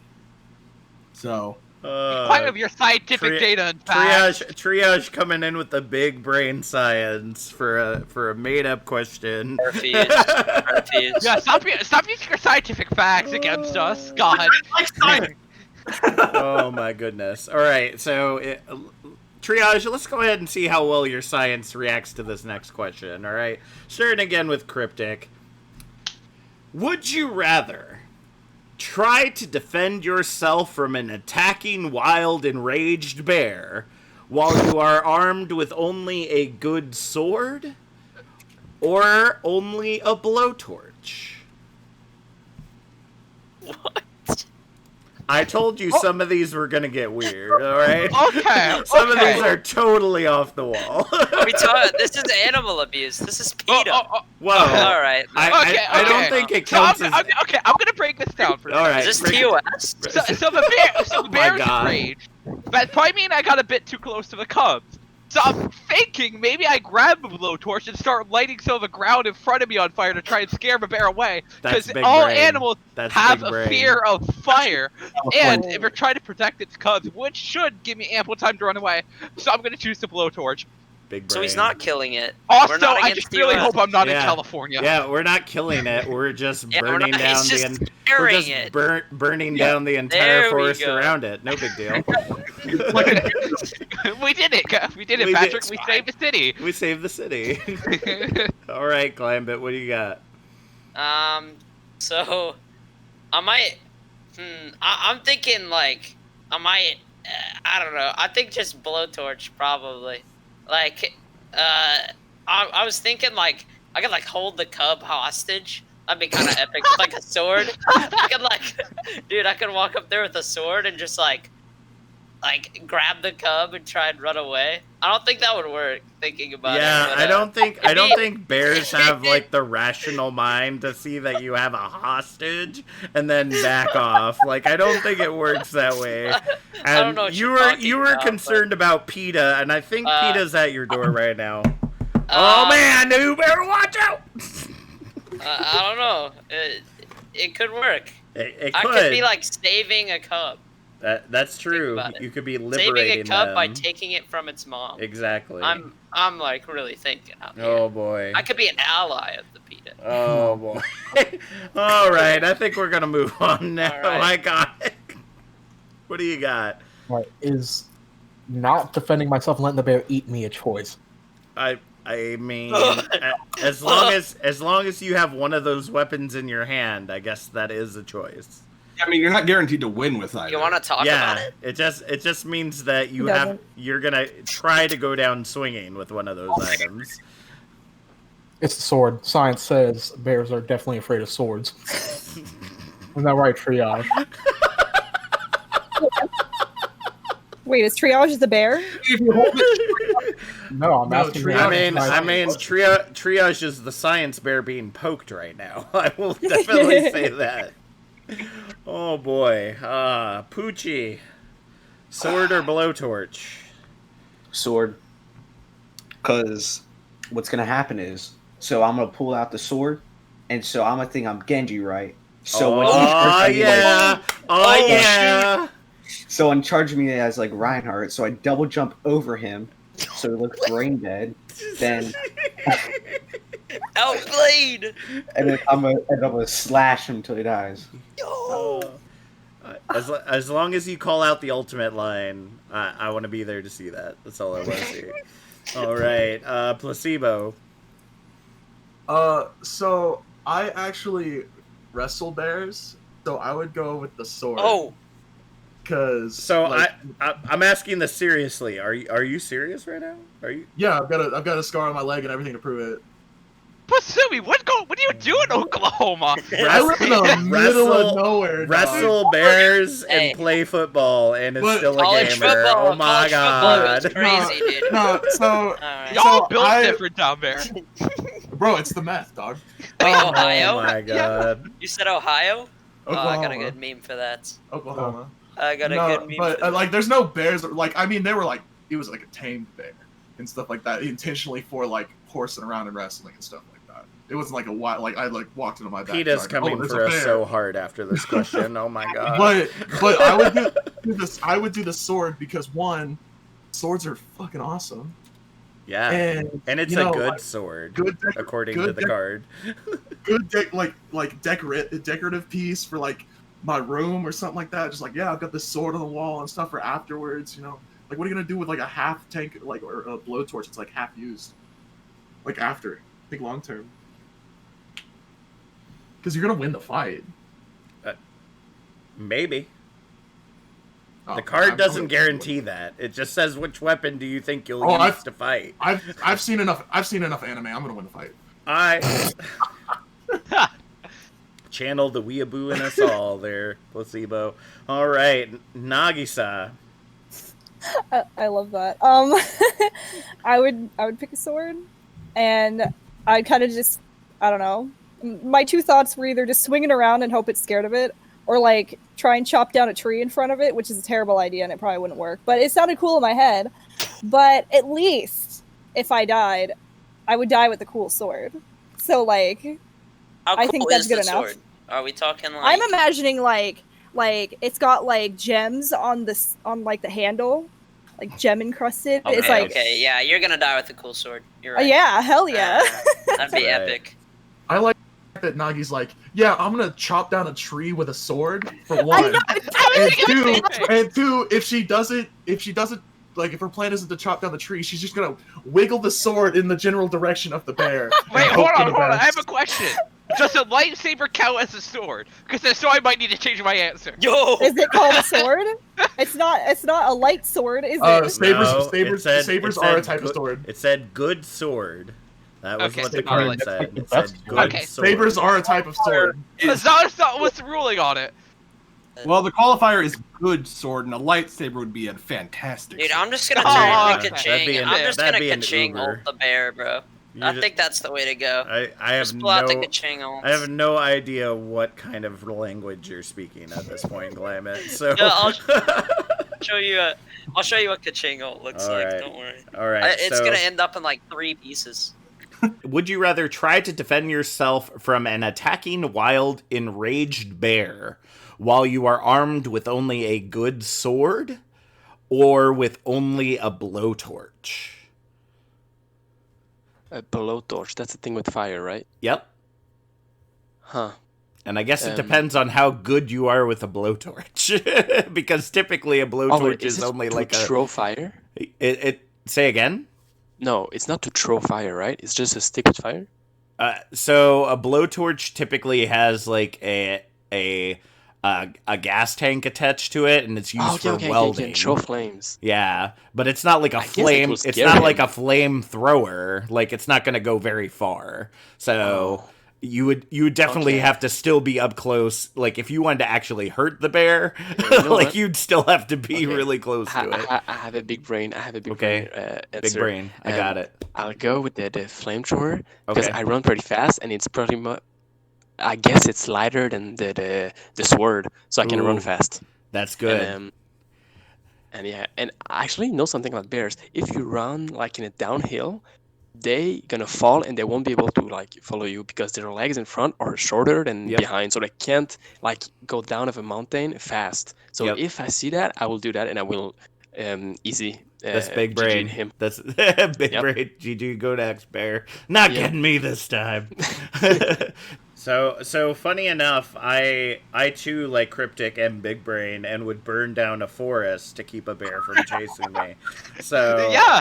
that was actually anything, they all have a home to go back I to. had exactly the same idea. And We all love triage, sorter, blowtorch. I mean, if the goal is just to survive, the blowtorch is probably the better option because you can just like pick up a stick and light it on fire real quick and keep the bear back with the fire. Bears have a lot of really thick layers of fat, so if you swing the sword at it, you're not even really guaranteed to cut through it. If you miss with the blade of the sword and the bear slaps it, I don't know, it's a lot more powerful than you are. It might just knock your ass over and you're going to die with the cool sword. So I mean, that's what Nagisa's gonna do. So It's a win-win. is like just fucking take the blowtorch and light something on fire real quick. Not the entire forest, you maniacs, but You can tell I played Pyro TF2. yes. I don't want to burn down an entire forest to save myself. I mean, if that's my only other option, I'll just take the sword and die. I'm just going to light a stick on fire and hope that I can keep it back with the flame. All right. Okay. Triage, what's our next one? Does it get any weirder than this? Well, this one could cause some existential dread. So let's start with Cryptic. Oh, yeah. So would you rather be completely alone with nobody in the vicinity for 1 year or never be alone for even 1 minute for an entire year? Ooh, that a lot of people gonna get some feels out of this one because we've almost played the been alone for a year at this point. We're getting there. Oh, that's a tough one because having someone be there every second of your life, every minute of your life, it's gonna be really goddamn awkward. Yes. Yeah, but at the same time, I mean, isolation sucks. Mm-hmm. It can do some bad things to my God. Like I said, there's some problems. Can you repeat the question? Okay. Be completely alone with nobody in the vicinity for 1 year, or never be alone for even a minute for a year.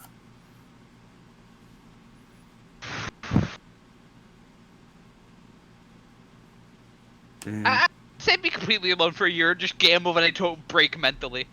because I can still use the internet, because that is not a vicinity. I can still talk to people and keep myself sane. Boom. big brain plays. Big brain play. That's what you get. That's what you get from Cryptic J Feed Force, right there, folks. Yeah. Climate. What's it for you? Alone for a year? All right. Never alone. So I'm just gonna, in my happy world, I'm being like supplied with food and shelter the entire time I'm in isolation, and in that case, I'm gonna choose isolation because I have 2D girls to make me happy. There you go. Nice. Yep, that's my only Nice. answer. That's my final answer. With the stipulation that you're still getting fed. Got it. Yes. With like I am not being starved. Forced to go hunting with the. And forced to, yeah, I'm gonna go with the sword that I picked up earlier. Perfect. Fight some bears, you know. I mean, if you took out the bear, you got, I mean, what? Maybe a month's worth of meat right there. If you A month? I mean, if you take all of it apart and you man. you dry some of it, I mean, it could last. Do you know how to do that? No. Wait, but no, I can't don't. talk with you in the thing. See, Yeah, I wouldn't be able to help you anyway. But my special world is gonna have ample food for some reason. Bear's pretty gamey, so you gotta be a really good cook to deal with it, though. Good point. I mean, I'm a pretty good cook. I don't want to flex or anything, but I'm pretty good cook. No, it's all about I flexing could- here. It's all about Salt and flexing. pepper my food, you know. Yeah. Oh, salt and pepper. Salt and pepper. Oh Wow. man. Sometimes I crush the pepper. It's crazy. Ooh man. It's absurd. It's Wow. actually I can't deal with Climate's I culinary eat prowess the seeds here. inside the peppers, dude. I'm a real unit. Like, let's be honest. I don't just eat the side. Oh I eat the whole thing. That's wild. Yeah, I know. Imagine. Now, in before he says nothing would change, iconic. Which one's yours? You can't take that away from me before I even fucking say it.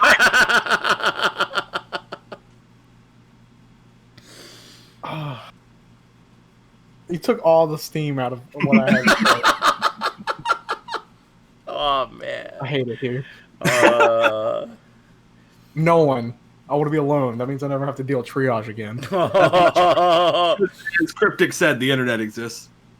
Good point. Yeah, but I still wouldn't talk to I mean, you. he gets to make his own world, so the internet could not exist. Ooh. Good point. Alone, because nothing else would change. All right, maybe move on. All right, perfect. Gucci. I wouldn't never want to be alone. I don't like being alone. I don't know. You don't have kids, do you, Poochie? No. Oh man. That you know of. Just one. I'm in the bathroom. Just leave me alone for 1 minute. Mr. Captain Jack, could I interject? I would like to ask how many more questions we have, because Monka parents, and I might need to go soon. So. All right. We've got a couple of more here. We're trying to just have a good time here, but probably maybe like another 20, 30 minutes. If that's I'll probably skip the next question so I can go eat and stuff like that. Oh, okay. I got you. All right. On to placebo. How about it? Alone or never alone? So I hate people in general. Yes. People are kind of dumb. No doubt. So I would just be alone, because I don't leave my room anyway, unless I need food, and then I could just talk with people that I can stand for longer than 2 hours at a time during gaming sessions, and I'll just have virtual friends, Discord drinking sessions with my online virtual friends. Bro, that's how I got through quarantine. Well, you're still going through it. I was about ready to say got through. It's We're not still over in yet. it. Oklahoma is 100% open. There is no quarantine. Everything is open. Quarantine now is self-imposed. And I do that to just not just because I'm I just don't like going out. All right. Can't say that I agree with that based on the numbers of everywhere else in the country, but it is what it is. The states be doing what they do. This is not a political podcast, so we will move on. Who do we got next? Hi, that's me. I would also probably pick the well, okay. I'm thinking this. Now, this only applies to people, right? Because if I have my cats, then I'm fine. I mean, it technically it doesn't say. It just says. What is the question? Be completely alone with nobody in the vicinity. Okay, nobody implies people. I mean, cats do have a body. They have a body, but you don't use that term when you're talking about animals, not usually. No, the cats don't go. If the cats have to go, then I will deal with people. But if the cats get to stay, then I would be alone for a year, because I mean I'm used to that anyway. So I would go with that. Gotcha. Would you rather be completely alone with no one in the vicinity for 1 year, or be never alone for even 1 minute for an entire year? Oh, I think I'd rather be alone for a year. I realized that with pandemic, I like being alone, and some people struggle with that, but I enjoy being by myself. For a year, it's a bit long. I won't lie. But do I have Overwatch? I mean, it says nobody in the vicinity, so I would imagine that means a physical bodied person. Yeah. Okay, so I can play Overwatch? I mean, I would assume so. Okay, then it's gonna be long, but I'll make sure I'll be top 500 easy all the time. I'll be GM by I'd the rather time that because- year's done. Like no worries, easy day, man. Because honestly, being with someone I like being with people too, but all the time it's so fucking exhausting. I know, man. How about you? You've got kids. Yeah, so as much as I complain about never being alone because of my kids, I love them and my wife so much. I could not be alone for a year. That would be really bad for my mental, like super bad. With me being such an extroverted person, quarantine's already bad enough with just being trapped with them inside and not being able to pretty much talk to anybody else face to face. So I will take being absolutely uninterrupted, always being near someone for an entire year, because that's probably what my life is anyway. So, how about you, Triage? Well, I live in a house with anywhere between 7 and 12 people, depending on the week.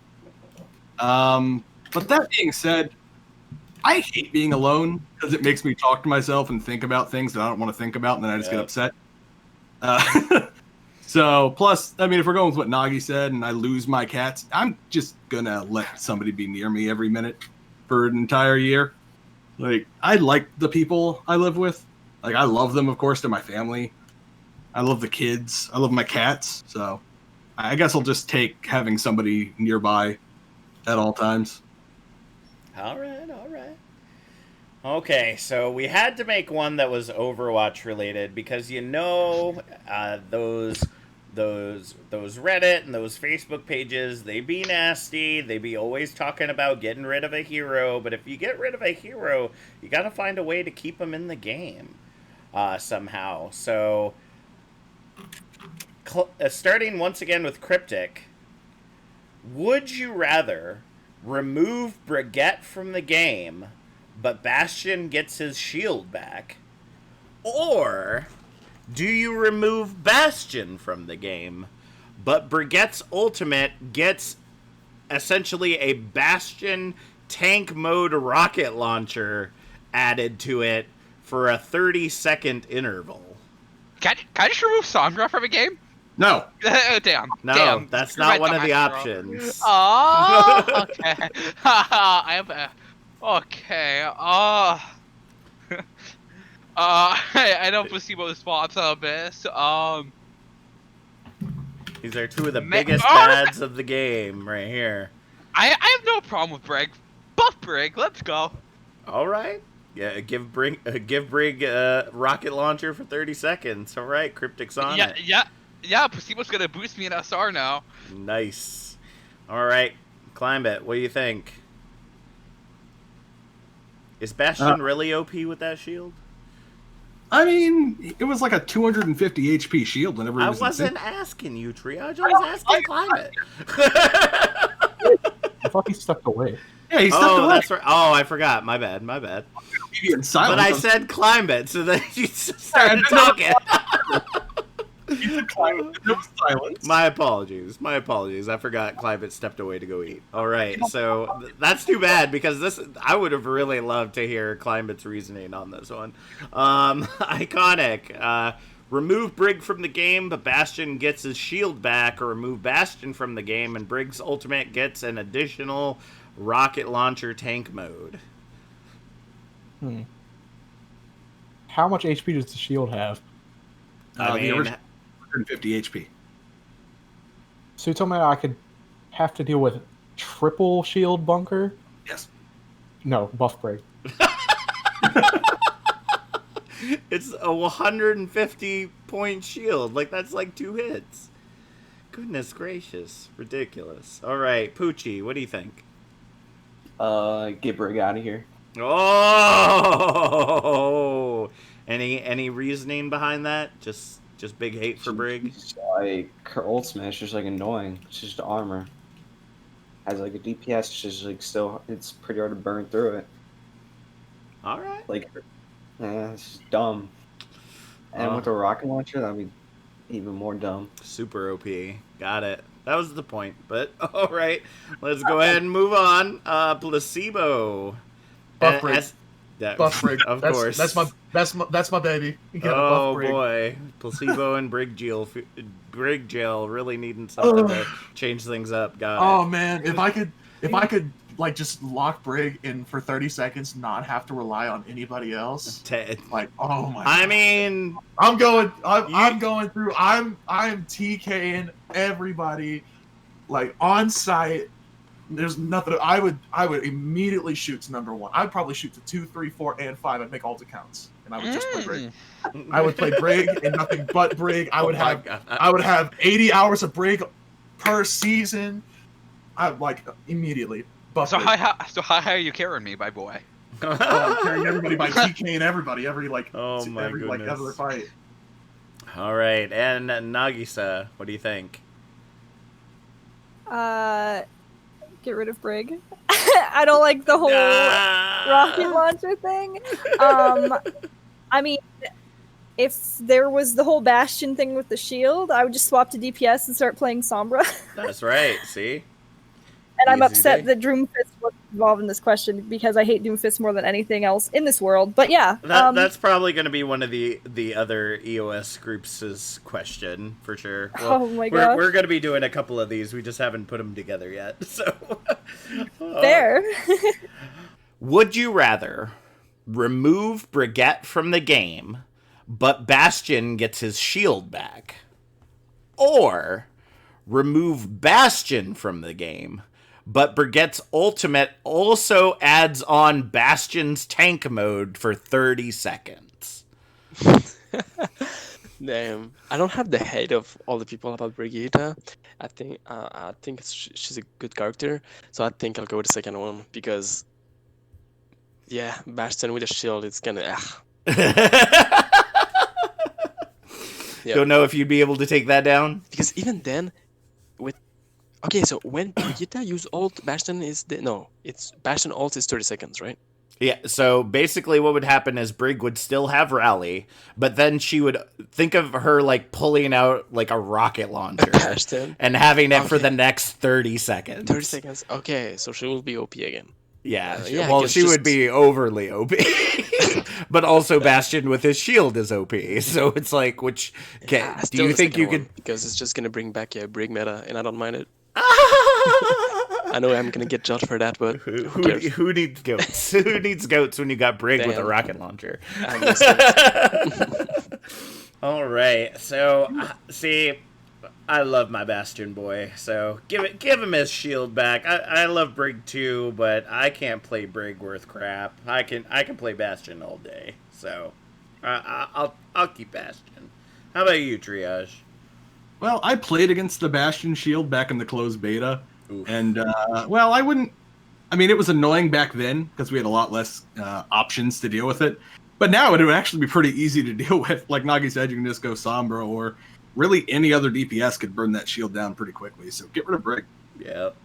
Really, it only gives you probably a couple of seconds to just pull your pants up before you run again. So there's really, I don't know why everybody was really complaining about it. I mean, like you said, back then it was probably just because of the lack of hero counters to it. Yeah. But now, shoot, no big.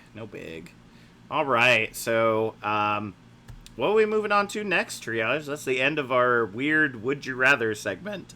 Yes. This brings us into our Season 5 specific questions. So we're going to start at the top here with Cryptic. What is your favorite memory from Season 5 so far? Oh, favorite memory. Okay. Favorite memory. Any moments stand out to you? Last night was probably like a big standout. I've definitely talked about it a little bit, but I was sick going into that game. I remember going into warm-ups before the game. My throat was completely torn. It sucked, and it felt good to win. I didn't really celebrate too much afterwards because I kind of felt like death. But yeah, it was Valor Battalion. Wow. So recent. I like it. Well, I mean, I'm sure with your throat being messed up and everything like that, I'm glad you're feeling better now, but it sounds like from everything I've read so far, Placebo enjoyed it. So, Climate, are you back? Yes, hello. Okay. What was your favorite memory from season 5 so far? I mean, like, mine's a little bit more of a general thing. It's probably just the staff we had at Tailwind. They were just like, I loved having like my friends and like people like that encouraging us throughout this season and coaching us and helping us improve. Like the large majority of our team went up like 700 SR and like it was nuts. We improved a ton under like different people, and I mean at one point we even like our GM hooked us up with like contenders coaching. It was awesome. Wow. So like I really loved our admin team. Wow. Yeah. What a wholesome answer. Yeah. Beautiful. Let's see if we can mess that up. Iconic, how about you? So I'm sorry to half this lobby right now, but it was definitely beating Exodus. Oof. Oh, oof. Oof. I'll give you guys a follow-up answer to a question I was not asked. What was the worst moment of the season? That was probably it. Yep. Prodigious. Wow, you got some spice. Somebody sounds a little salty about the loss, maybe. I would say Prods was worse. Prod was bad because after Cactus was like, oh yeah, they're not gonna drop a map all season, and then we lose.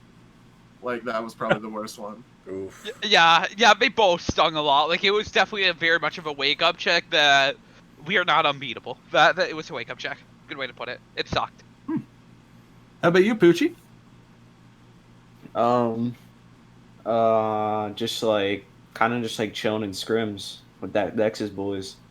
We're always just like shit talking each other, and it's just funny. Just hanging out and having a good time. Yep. And those are the moments you're going to look back on when you're mine and Jack's age and just think, man, I had a good life. Triage, stop talking like you're 80 years old. Look, shut up. I mean, compared to everybody else, we pretty much are. He's not that much older than me. I know. Look, you're old too. Let's go. Who you got? What's your favorite memory? I would probably have to say getting unhard stuck from 2.6. That was probably the greatest moment of my life. I literally, because when I play comp, I usually play who I play in scrims just because that's who I have the most practice on. Mm-hmm. And then once I started playing nothing but Brig in scrims, I started playing nothing but Brig in comp. And I went from 2.6 to 3.7 into Whoa! And holy! I didn't maintain that because then freaking Hog got buffed and Brig got nerfed. Yeah, about to say. Oh yeah, but like you just like the fact that I got out of plat and now that I restabilized in diamond, I'm back on the climb again. Nice. And it's just getting out of plat was amazing. It was great. I loved it. Oh, very nice. Fantastic climb. Wow. How about you, Nagisa? A lot of the season, honestly, was my favorite. I just really liked being able to play with everyone on Tempest. I mean, if I had to pick one specific memory, it'd be the most recent one in the comms check, where we were all like singing in between and just kind of like, I don't know, we kind of just had a good time, which I felt like was wholesome for us because we were just, singing and having fun, and like we weren't like stressed about the game as much because we were just joking amongst each other, and I thought that was great, and it's a recent but very fond memory that I will remember for a long time. It's so wholesome and lovely. Yes, it is. What, so far, is your favorite memory of Season 5 as a coach? Damn. It's hard to say because as I joined late, and I think we won like 3-0 pretty much all the game. We always draw one and win 3, so... Interesting. It's hard to say. I mean, obviously it has to be like the improvement of the players, just the scrim, the bound, like playing among us together. It's really that. It's fun like seeing them improve, but always staying in a good mindset. And bonding with each other. I think that's what makes that team special. They always in voice chat together, all of them, and beyond the results we have, I think it's really the friends we've made and the group we have. I can definitely concur with that. Playing with the Spicy Boys a couple of times in their Discord, on top of just like, and we've seen this throughout several teams this season, coming onto the BeatDrop, just like talking about how much of like, gaming nowadays isn't like it used to be, where you're just kind of sitting alone in your mom's basement playing Super Mario Brothers. Like, you can legit create like great groups of friends, or even families, like chosen families for yourself, if you find those people that you connect with. And I think that that just goes to show, once again, especially during such a difficult time as it is right now during COVID-19, that gaming has come a really long way to help people find those that are more like-minded, that are kind of there for These one another. interactions and these friends. Yeah, I agree. And talking about Among Us, I just want to say, Spicy Boys are lucky I'm in Switzerland, because goddamn, I was good at this game. Oh man, yeah, it's been interesting. Admin table, baby. So I know that this probably seems like the admin moderator answer, I suppose, but for me it was us raising almost $4,000 for charity. For those that may not know, I have issues with mental illness myself. I suffer from PTSD and depression.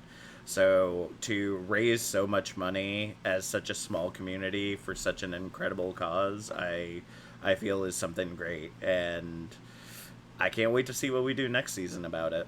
I really can't wait. It's always exciting. I love charity on the admin bug nights. Well, since you stole that one, I guess I'll just say, when we beat the Potatoes this season and our coach Dimtree smashed a mouse to about 300 pieces for our win. That was fantastic. Don't encourage him. Great Encourage him. It was put out of the comms check. Please don't. We got the build up to it of him saying he's going to smash something, and he grabbed it and they cut the comms check before it smashed. It was really goodness. God damn it. Goodness gracious.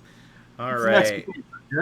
So next question we got here, starting again with Cryptic.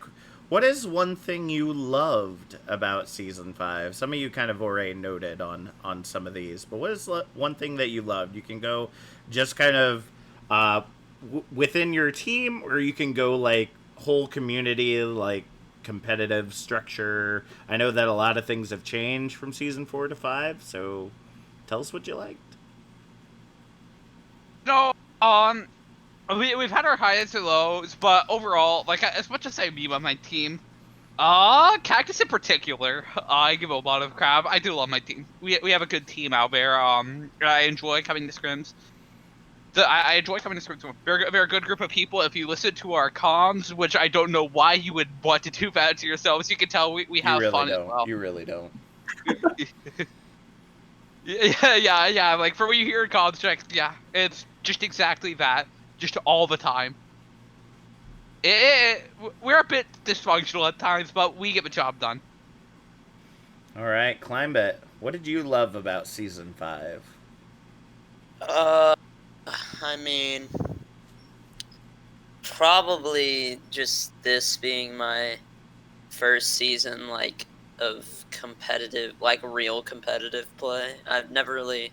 I did Harmony tier, which was kind of just lol. It was really easy. And then I went into Discord tier thinking it'd be the same, but it's, like, real competition. It's a lot different. A ton different. Like, you can't just play whatever you want. You have to... It's really the step into, like, the path to tier 3. Like, I feel like, I don't know, this was just a lot different. It's kind of eye-opening. I think it's also where people can improve the most, so yeah, I think that's a big thing for me. Awesome. Iconic. I couldn't find anything depressing to say. Oh. That's too bad. Wait, I do have something. Okay, go on. This is supposed to be what you love about the season, Iconic. Oh no, I did love this. Don't worry. Okay. Not feeling like I was invisible in this community for the first season. Wow. And my team was pretty great too, because Triage wasn't there. Hey, Oh. Oof. look, just because I wasn't there was the only reason. Is the reason we did well. Look, I can't confirm or deny that. Okay then. All right, Poochie, what do you got? For season 5, like, I just started like getting more involved with like with this community. Like, I started doing more pugs, and I always play Bastion pugs, so that's fun. Flank Bastion. I just trying to get my name out there, just to, like, talk to more people, and yeah, it was just a lot of fun just meeting a lot of people. This is definitely a good place to start to do that. Very large, friendly community. That's right. All right, Placebo. So at the end of season 4, Airstrike had decided to go, like, everyone decided to go their own directions and whatnot. No one was sure what they were wanting to do. VoidKit hit GM, so he couldn't play in the Discord tier anymore.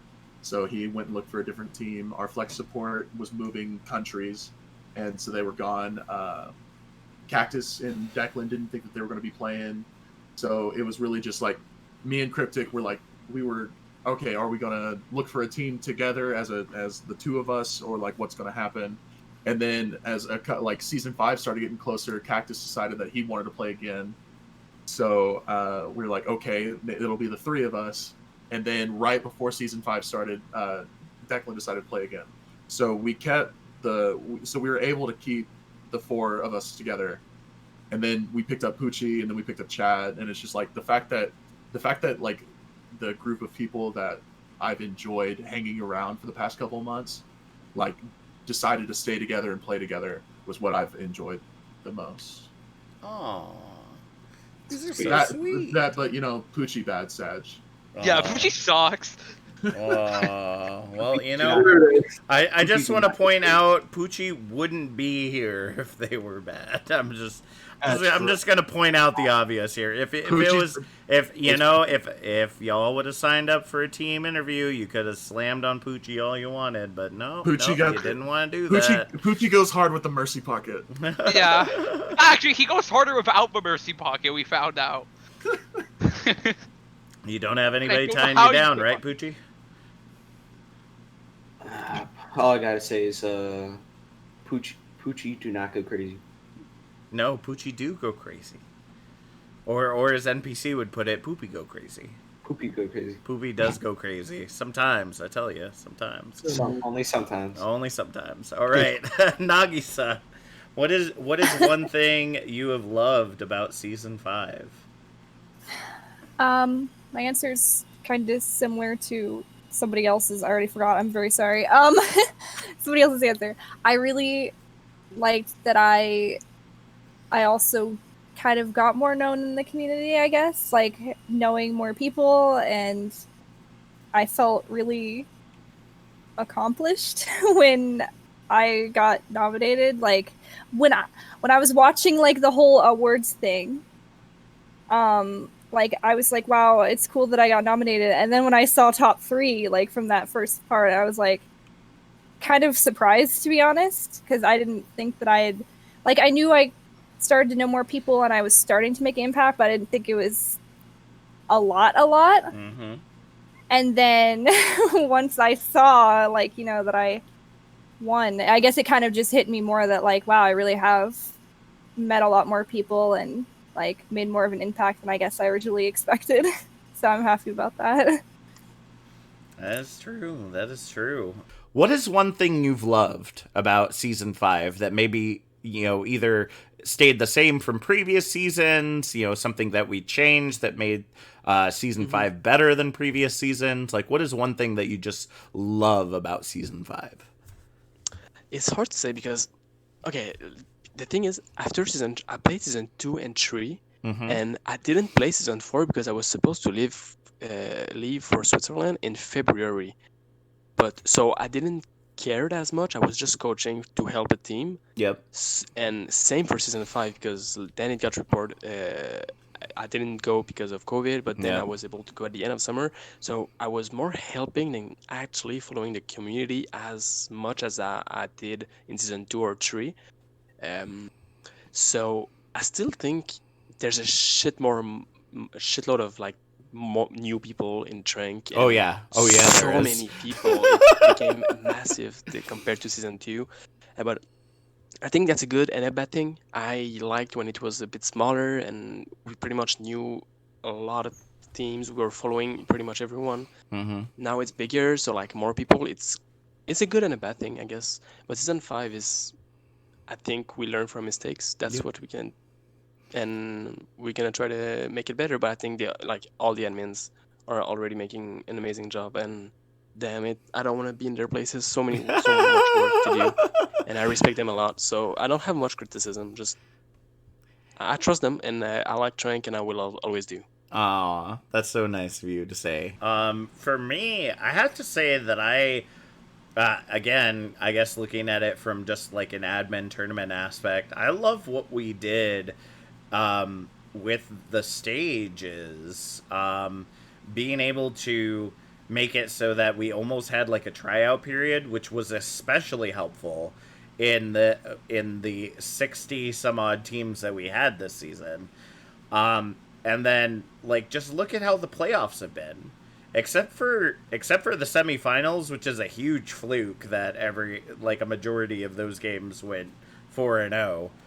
Like pretty much every game before that has been, many of them 7-map barn burners, like fighting because the person that you're fighting against is that close rival, or like you have those underdogs coming back and are just like, no, we're not out of this yet. And as a caster, that's big. That is so huge. I just love seeing that. Like anytime I would get to a finals match and it'd be like, oh yeah, they're gonna win. Like we already know they foretold everyone to getting here. Like this isn't gonna be anything new, kind of thing. It's just so lackluster, and you try to find the energy, and sometimes it comes off as best you can, but many times you're not. You eventually get to a point that's like, yeah, like we already knew this was going to happen. It's not a big deal kind of thing. So for me, it's nice to have that natural feeling, I guess, when I go into a match and be like, wow, this is really anyone's game because these teams are so closely matched to one another. Like, oh man, I cannot wait. I cannot wait to see what the rest of the season's going to look like. How about you, Triage? Similar to what you said, it was great that we knew after stage 1 going into stage 2 and into playoffs that every single game was going to be just a barn burn. It's so great. But since that was your answer, what did I love about season 5? I love getting to play. I love getting to play. I loved the event week, and I loved the admin pug nights. Like everything that this community does and what we do. Getting all this organized and set up is just fantastic, and I love it, and I'm happy to be a part of it. All right. Well, what's our next question there, Triage? Our next question, going back up to the top and starting with Cryptic. What is one thing you would like to see added or improved upon in Season 6 of the Overwatch Tranquility community? Oh, you gotta throw me on the spot. Oh, I hate being number 1. I mean, I will tell you that we did give you this question 1 hour and 47 minutes ago, so you did have time to prep. I'm just saying. I'm gonna counter this. Do you think I'm smart enough to do that? Oh yeah. Cryptic feeder force here. All right. Yeah. Human praise. One thing that could be improved upon. Okay. I think the playoff bracket could be improved a little bit better. Or I'm not like a big fan of it, kind of like being separated into 2 groups. I kind of just like it the way it was last season. That's kind of just my personal bias. It still works out. Like I still get it. I still understand. It's not terrible, but I prefer the old system. I do want to remind you, we had just about half of the teams last season, so that is why the bracket is the way that it is. Otherwise, Otherwise, the playoffs would go forever. So I'm just gonna take that back. Yeti, I'll be in your office after this, right after this Yeti, goes live. I'll be gladly shining your shoes and apologizing for complaining. No, but that's the real big reason for the way that the playoffs are, because we had so many teams, like we allowed so many teams to come in for this season, and it really kind of changed the way that we ran things when it came to this. So I give some love to your frickin' admins, folks. Like those three, NPC, Thug, and Yeti, have poured out their blood, sweat, tears, and every other bodily fluid you can probably imagine to make sure that this goes off as well as it has this season. So please give them some love. And on a quick closing note, Yeti, I had to find something wrong to complain about or to improve on. Don't hurt me, okay? I don't think he's gonna come for you, Cryptic. Or is we never know. It's Yeti. Or is he? Yeah. So I have to throw out my disclaimer. Oh my goodness, but yeah, I mean, I feel like we would all love to see that, you know. But honestly, would it change that much? I don't think that it would really have changed, like how, like essentially you just have all of that same bracket on one side. Yeah. So, I mean, I don't feel like it really changes anything. But hey, you know, it's your complaint. That's all right. Climate, what you got? Any improvements? Anything you want us? Anything new you want to see us tackle in season 6?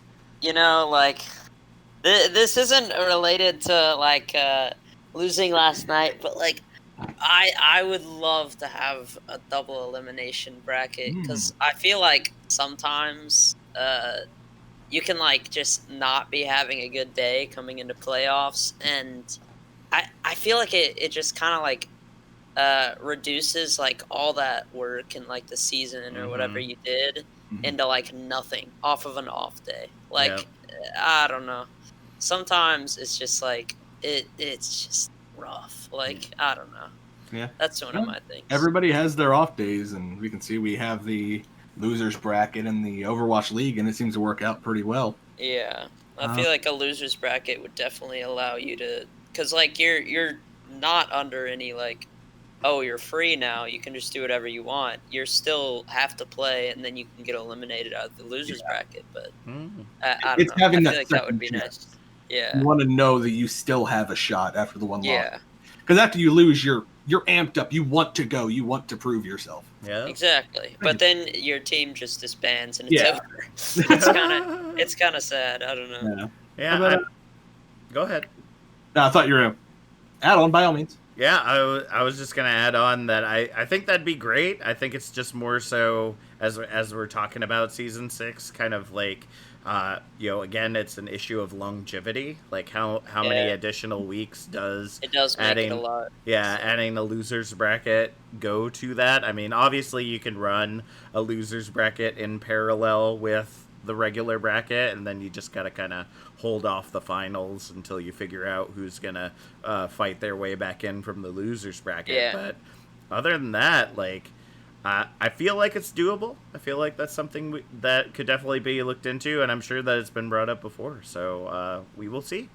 We do have that announcement coming up in the next week or so from Big Papa Cav, going to be coming in on the Iris podcast and telling us about Season 6. So maybe that'll be one of the things we have to look forward to.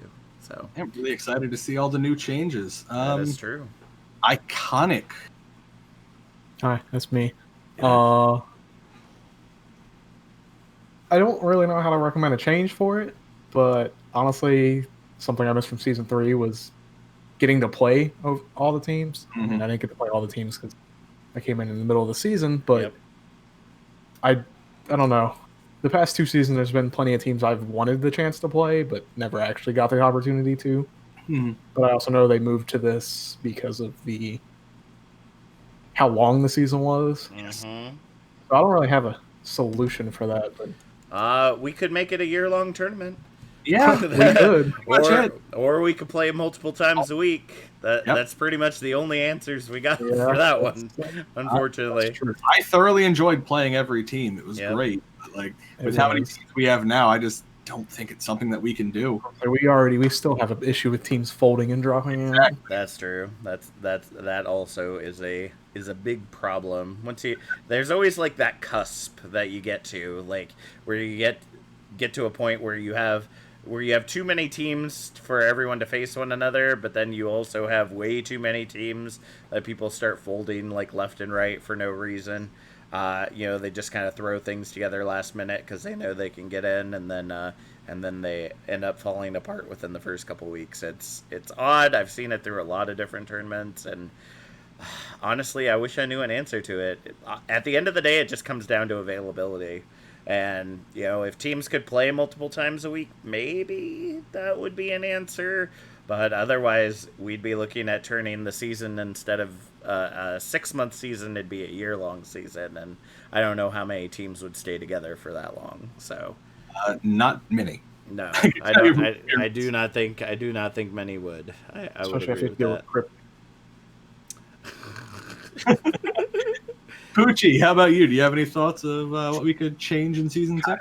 Kind of like what, like he said, like earlier. No, like I wish there was more, like a little bit more games. Sound like a couple more games. Okay. Because I don't third stage. Not like playing every team, but just adding in another stage or something. Yeah, like another stage. Because I don't know like a good portion of like teams in Discord, because we haven't played them. Like I don't really know who like Blink Strike are, Lightspeed, like Joey Sports. I don't like Hobbs. Yeah, I don't really know much about them. Okay.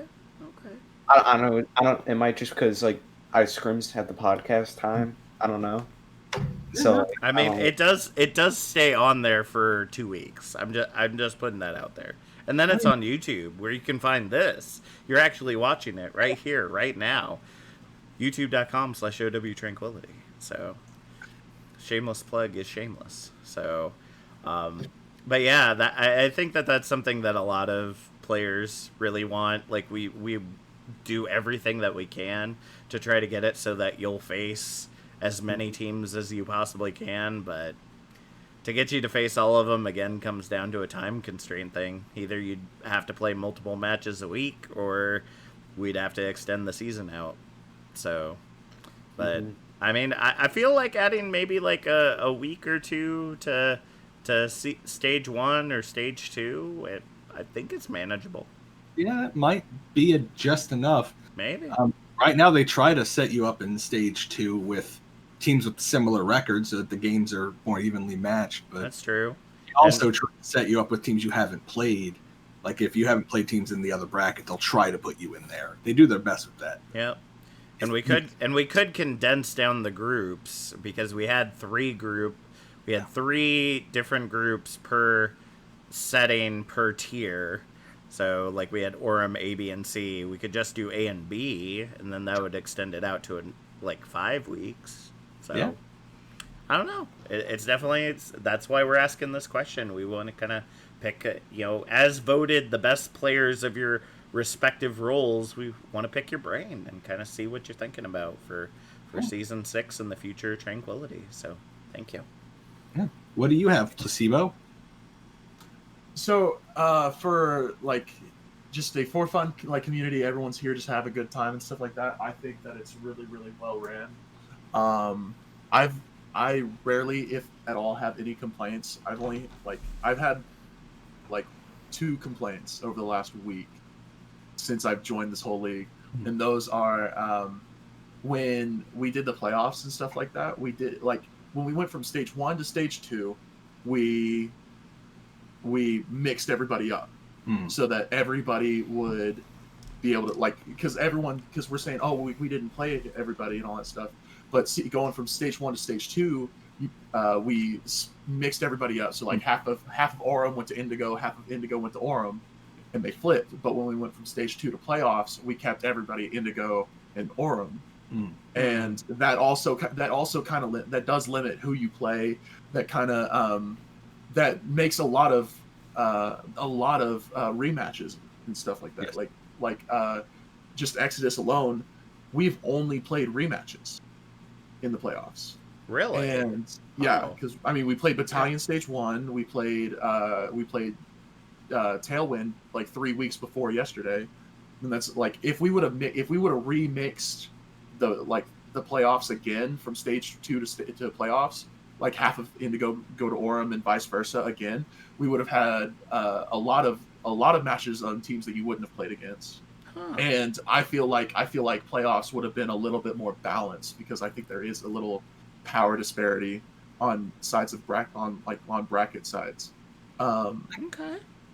I can see that. Like you keep the 1 seed stays in their tier. All the odd numbers. Yeah, like all the even numbers would flip and stuff like that, like they did Stage 1 to 2. Yeah, I'm not for certain what the rationale was on like who got swapped over or whatnot. So it's definitely something to look into. It was from Stage 1 to 2. It was like the even seeds went and flipped over. Oh, okay. I had no idea. Because then it would 1 would stay, 3 would stay, 5 would stay, and then 2, 4, and 6 would go. Oh, nice. That would help with the playing more teams and stuff like that. Plus, it would balance the brackets a little bit better. Yeah. And then like just a personal thing, I don't like the 24-hour rule on like ringers and stuff like that. Just like off of like I understand like where like at like everybody's volunteering and stuff like that to run it. Everyone's got jobs, families, they've got stuff outside, but so do the players. Yep. Like the players have lives outside of stuff. So like what if something comes up on game day where you can't avoid it, and you're like, hey, I can't make the game, and we've already established with the other team that we can't reschedule. Like we need a ringer. Like that's the whole point of ringers, is just something unexpected comes up. But do we not have an emergency clause in the rules? We do not. It is a 24-hour rule for ringers. We Exodus ourselves experienced it yesterday. Huh. Yeah. Sorry about that. Correct. No, that's interesting. I didn't know we didn't have an emergency rule. I figured we'd have something in place that, you know, God forbid something happens to someone that we could that you could still bring a ringer in. That's interesting. Oftentimes during the regular season, I believe they were lenient upon that, but I guess in the playoffs, I guess that would be. And in our experience that we had yesterday, after talking with admins a little bit, they were like, yeah, like we totally get it, go ahead. But like when the issue happened, and we were like, hey, listen, we're gonna need a ringer. They were like, yeah, we can't do that for you. You're like, we can't. Well, I think it took some convincing. Yeah, and I think that's the thing to remember, is that especially when you have like emergencies come up, our admins are not cold or callous. They're just worn out, because a lot of people like to try to take advantage of the rule.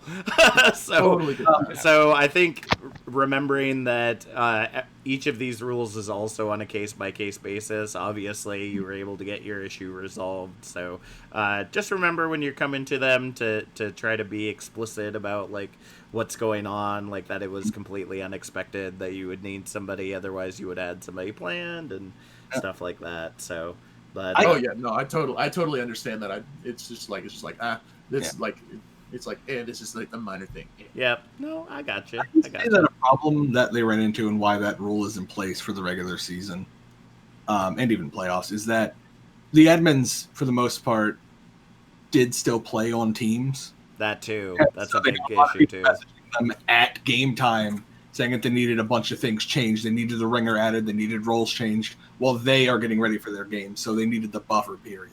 Yeah. Oh, I'm not saying like, at game time, hey, something happened. Oh, no. Yeah, I'm just saying why the rule exists. Oh yeah, no, I totally get it. But I also understand where placebo's coming from. Yes. That if something happens, and that's why I want to remind people that the rules are in place for a reason. But there's also like obviously, if something happens outside of your control, like one of the big things that we had happen this season that I remember was we had the hurricane down on the East Coast. Like, that knocked out a lot of people's power or their internet for a good deal of time, and sometimes people, like, kind of had to cross their fingers and hope that some of their players would have access by then, and I feel like we were relatively lenient when it came to ringers around that time, like just making sure that everyone was still able to play and that there weren't a lot of issues that would really impact the team. So rules are in place for a reason, but there are exceptions to every rule. That's right. There's an exception to every rule.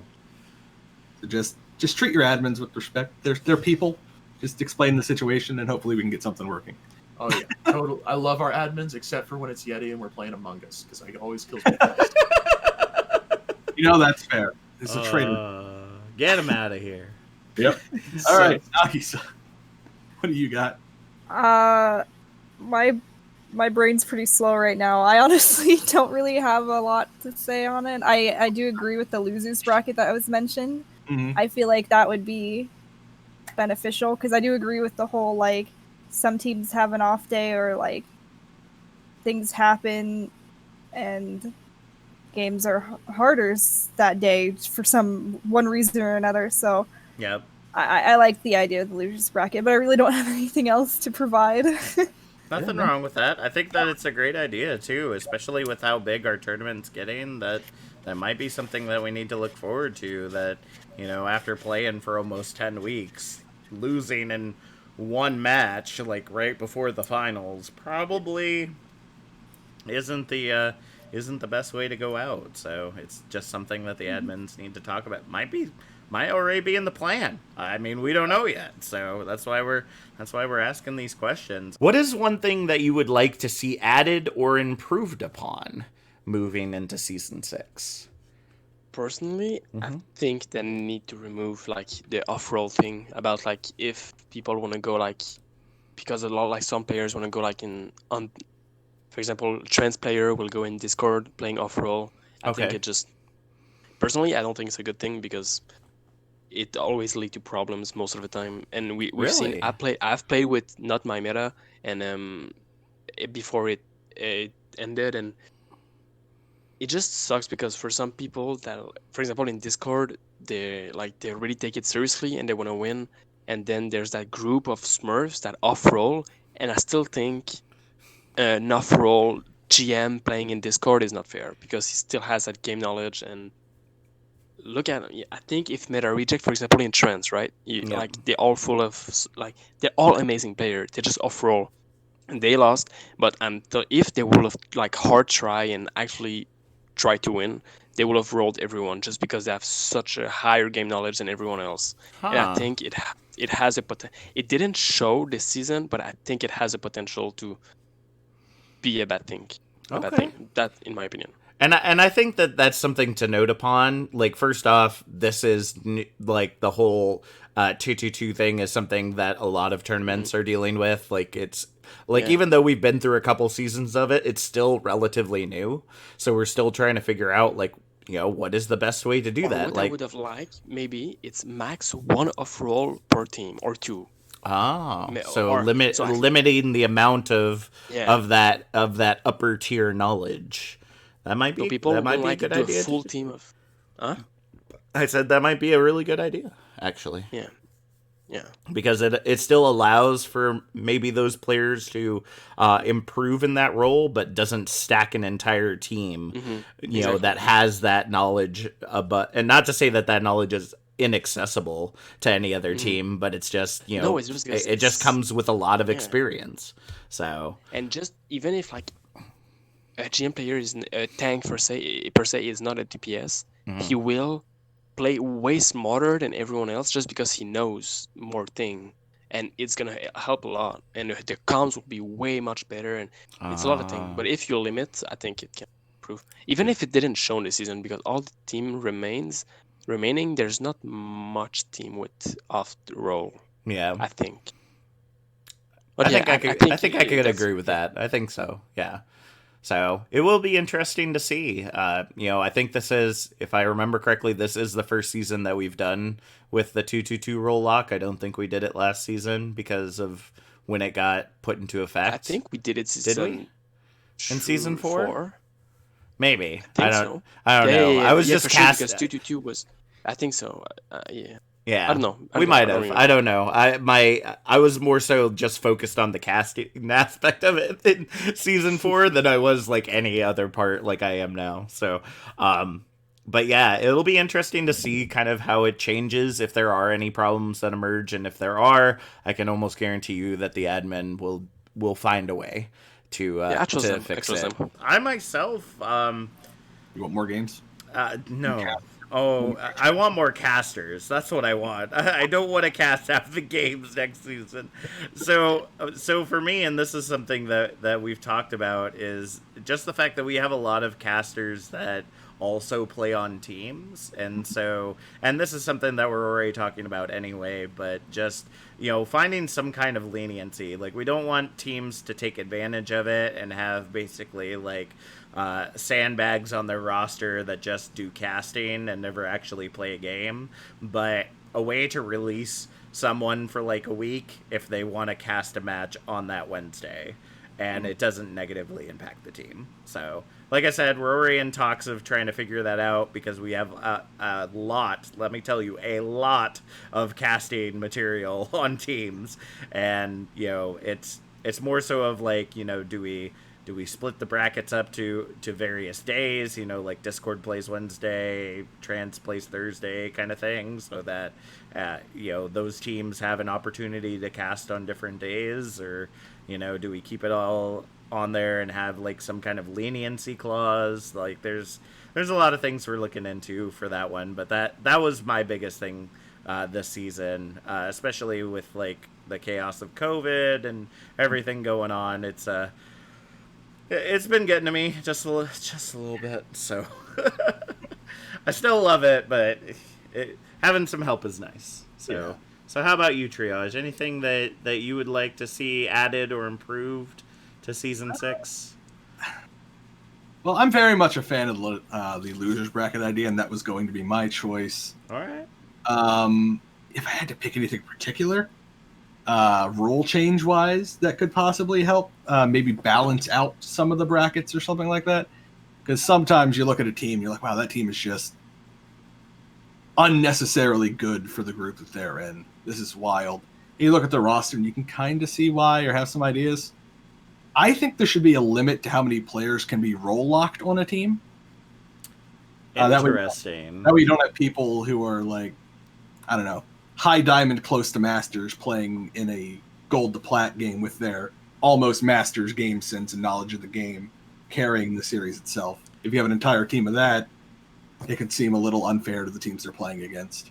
Interesting. As I will be splicing in here, you'll actually be taking HQC's answer later on, because that's exactly what HQC thought, is that we have teams that everybody's playing on off rolls, but people forget how much game sense matters. Mm-hmm. But we also have to remember that we've been dealing with roll lock for only 2 seasons. Yes. So it's been a learning curve trying to figure out like how do you deal with off rolls. Obviously we realize that some people are definitely the MTD, and that's why their tank is like up in the Masters, Grand Masters brackets. But they still take that game sense with them even if they don't play tank. So exactly. Kind of trying to figure out how to balance that out, I think, is hopefully something that is on the minds of our admins as well moving into season 6. So we have one final question for everyone. Some of you have a lot more skin in this game than others. Who do you think will win your tier this season? Starting with Cryptic one last time. Man, that's a really hard question by Exodus. Oh man, I totally didn't see that coming, Cryptic. All right. Yeah, man. Who could have seen that coming? The Exodus player, the season 5 Discord tier best maintained, the season 4 champion, and the season 1, 3, and 4, and possibly 5 All-Star. Yeah, who could have saw it coming? McDonald's Warlord. McDonald's. You're Cryptic goddamn Warlord. right. Oh my goodness. Goodness gracious. All I can say is, although I love my Flying Lions so much, I am so sad we never got to see Sharknado. That's the only thing I'm sad about. I wanted to see that happen. Climate. Well, we can't because it's not a shark. What? It's a shark? Got it. All right, climate. Joey Esports. That's an easy question. Wow, that's an interesting pick. And anything behind that? Salt. Don't be mean. Don't be mean. No, that was a meme. Exodus wins. Yeah. All right. No, I have no doubts. I mean, it's pretty free. That's why I made the joke about it. Okay. I mean, Joey Esports is doing pretty good. I'm just saying they're making it pretty far. So I would not count them out of this. I mean, Doodles took down Royals in Harmony. Like, no, man. Dirt Harmony is too. dominating Transcendence tier. Like, all bets are off at this point this season. Like, anybody could win this at this point. Oh my goodness. Iconic. Who do you think's gonna take Discord tier? I'm not gonna lie, I don't really know who's on the other side of the bracket. What is it, like the Hobbs and Joey Esports? Okay, well, it's not either of them. So,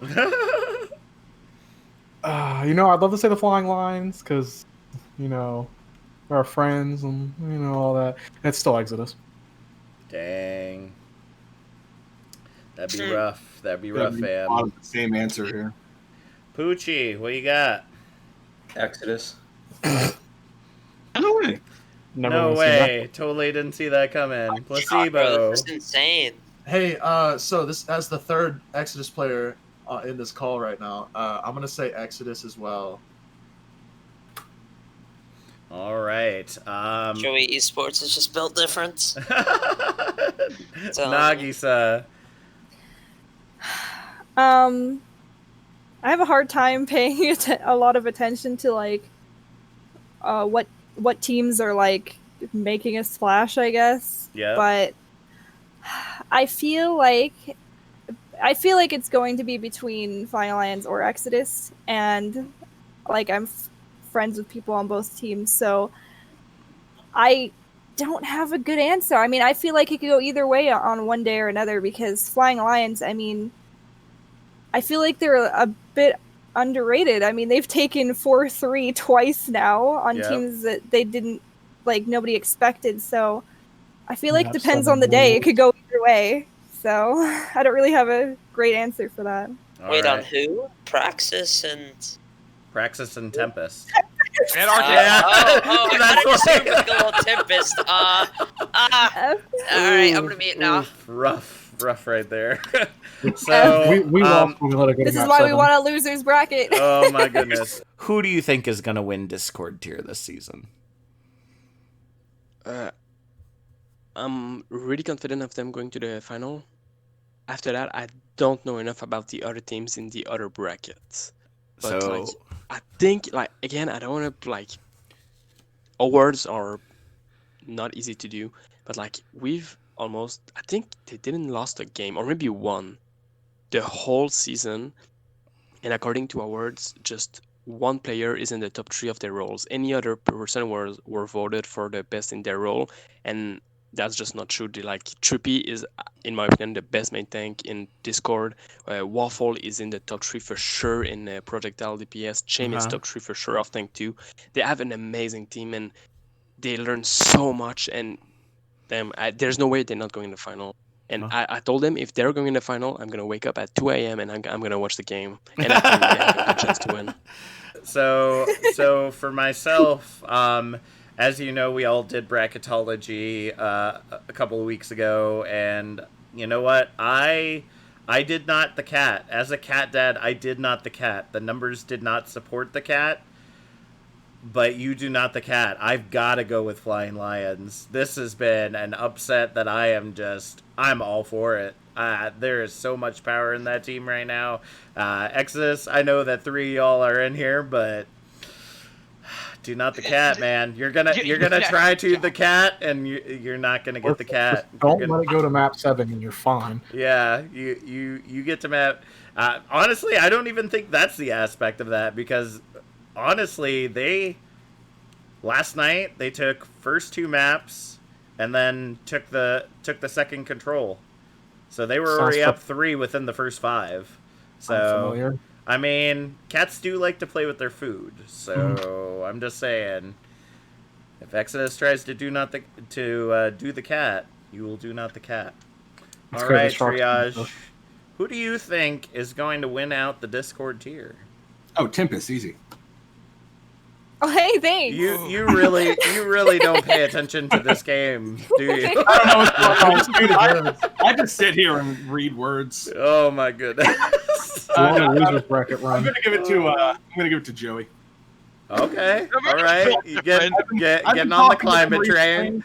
I've been talking to them recently. I think they got a shot here. I mean, they made it to the finals, so yeah, they got a shot, all right. This is here, and I don't want to agree with them. So. All right. Well, we are done with all our Season 5 questions. Thank you so much for our participants for being here, but now it's time to get you out of here, Triage. All right. We are getting into our last event. We've got our server kick trivia. Yes. The way this works is we are going to say something, depending on the, of course, subject matter. Today's subject is Overwatch voice lines. Exactly. Because I couldn't think of anything else before. After 18 episodes of this, we're a little dry on ideas, all right? So cut us a little slack. I used up all my creativity last time. Yep, same. In order to buzz in, you just say your name. Either Captain Jack or myself will call upon you. Then if you answer correctly, you get to kick one other person from the server. You answer wrong, you get kicked. Are we clear? Yep. And you can't jump out, all right? People been jumping out before I get to kick you, and I don't get to say my cool line that I prepped for you. So don't do that. Let us have it makes me sad.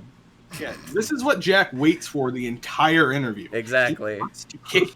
I'm writing things down the entire interview just to kick you.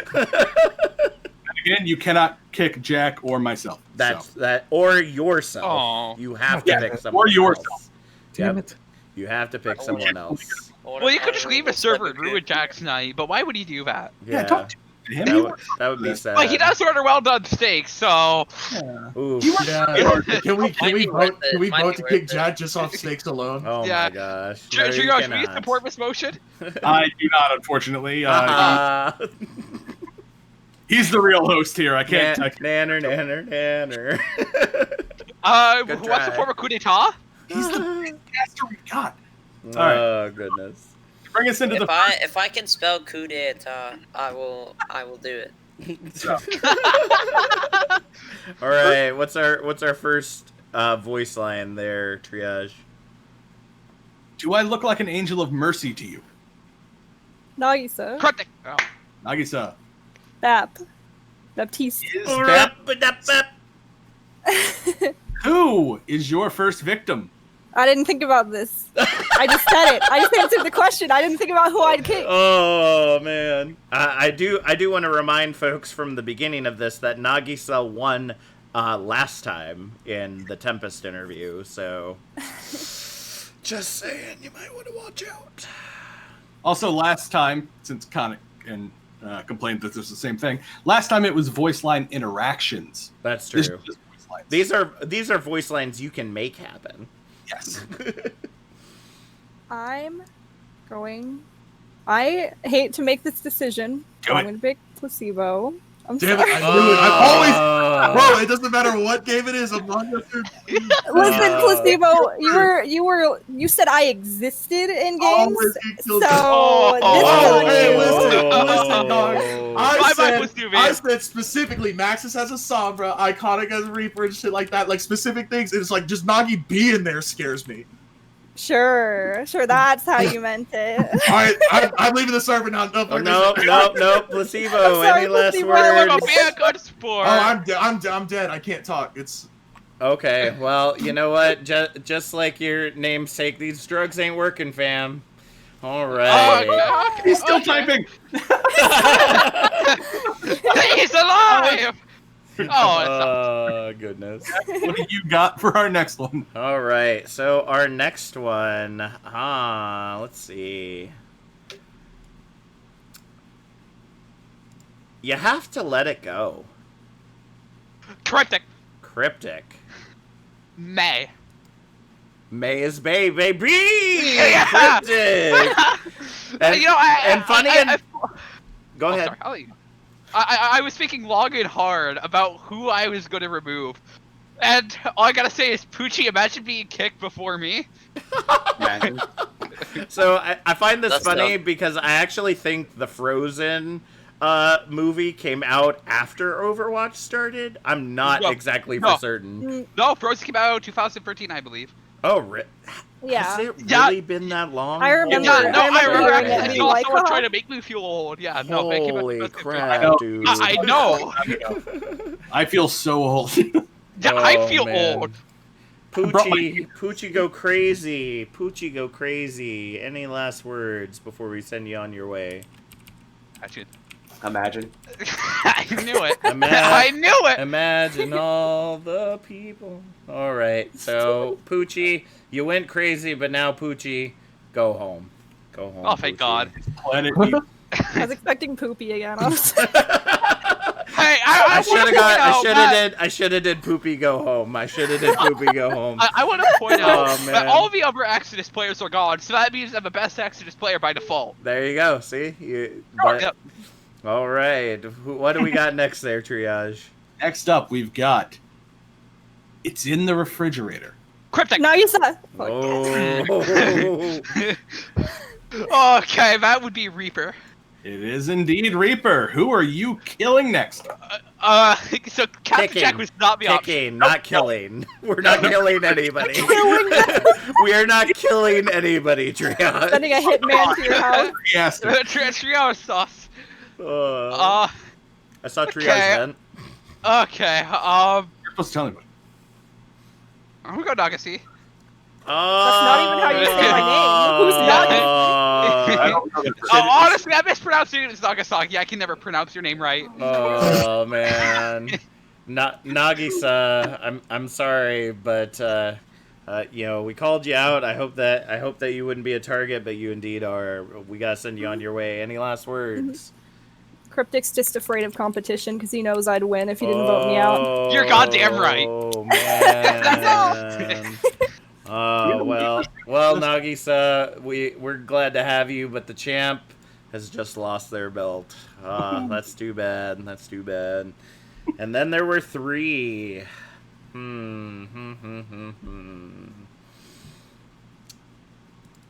All right. From one thing, no 10,000 things. Climate. Cryptic. Climb it. Symmetra. I don't know. Oh man, dude. Did he get it? No, he did not. Okay, so not Cryptic. even I'm not close. surprised. Cryptic. I'm No, not that's not how the surprised. game works. No, Cryptic. I'm Damn, can't kicked, feel. bro. Oh my gosh, I'm gonna go for the suicide. play, bro. Climate was going for the throw. I suck at these, bro. I was like, I just have to guess. Who It was just it? sounds like something Sim would say. So actually, that is something Hanzo would say, because Hanzo says that one. From You're one right. Thing, Yeah, no I knew it was 10 one philosophical person. I was Exactly. like, From one I thought thing, it was no which one? 10,000 things. So climb it. Dang it. We gotta send you on your way. You actually could have got that one, but you went for the throw. Wrong Any last philosophical words? Tailwind Season 6, eyes, That's it. Can't wait to see it there. Climb it. You do be climbing it, but oh, watch out! There's some bad footholds. Oof, bad footholds. All right, we are at the last 2. Iconic with the iconic keeping my mouth shut to get to the end, and Cryptic with being the loud, bolsterous answerer. These two will now be going off, as has been for 18 episodes now. Pretty Who much. will take it this time? Triage, you get to pick the last line. Hey, our final voice line to decide this. Iconic and cryptic. Are you ready? Yep. Yeah. All right. A single death can change everything. Cryptic. Cryptic. Gotta say Widow. It is Widow. Let's go! Oh my god. She got the dub! Oh man. Iconic, were you throwing? Just let us know. Were you throwing? Obviously, I wasn't throwing. I made it farther than last time. You did make it further than last time. I will give you that. Right. But I mean, come on. We all know how this cryptic one's going to turn out. So I was really hoping. I was hoping for the cryptic upset here, but no, cryptic is king. Cryptic J4 is taking the victory. That means Iconic. We got to send you on your way. Any last words? Yeah, if you haven't been on Twitter yet, I'm sorry. What? You all talking smack on Twitter while I'm here? That's not cool, fam. That's not cool. Yeah, Nagisa did, yep. Oh, goodness. All right. Well, I'll be sure to check that out after we're done. Iconic, you are, but... And that's it. Yeah, that's it. Okay. Now, before we wrap things up, I'm curious. What was the line you had ready for me? I'm curious. What? Well, did you have lines ready for people? Oh, yes, I did have lines ready for people. I never get to share the one of the winner, though. So, Cryptic J Feed Force, of course.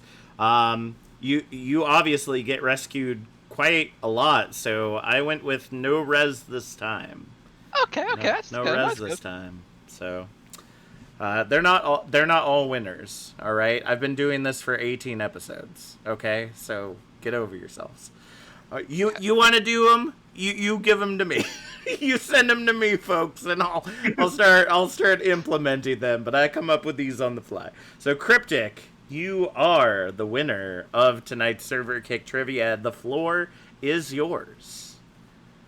All I'm gonna say is tune in to Exodus vs. Flying Lion, so you can see us move on to finals and give it back to back. I'm ready. I'm waiting. I'm not afraid of any team right now, and I think we're going to win it all. All right. Well, I hate to be the bearer of bad news, but Transcendence Tier Finals are next Wednesday, so you're probably not going to be a live match. But but you'll probably be casted. I hope so, too. I mean, if you grab another night, obviously, we hope that we'll be able to cast that match. I'll be looking forward to it, for sure. And if not, be sure to be checking them out. I know that Placebo and Cinnamon both run streams while they're doing their matches on top of just like the overall feature match if they are a feature match. So be sure to check all of those out over at twitch.tv starting at OW Tranquility for all your OW Tranquility needs.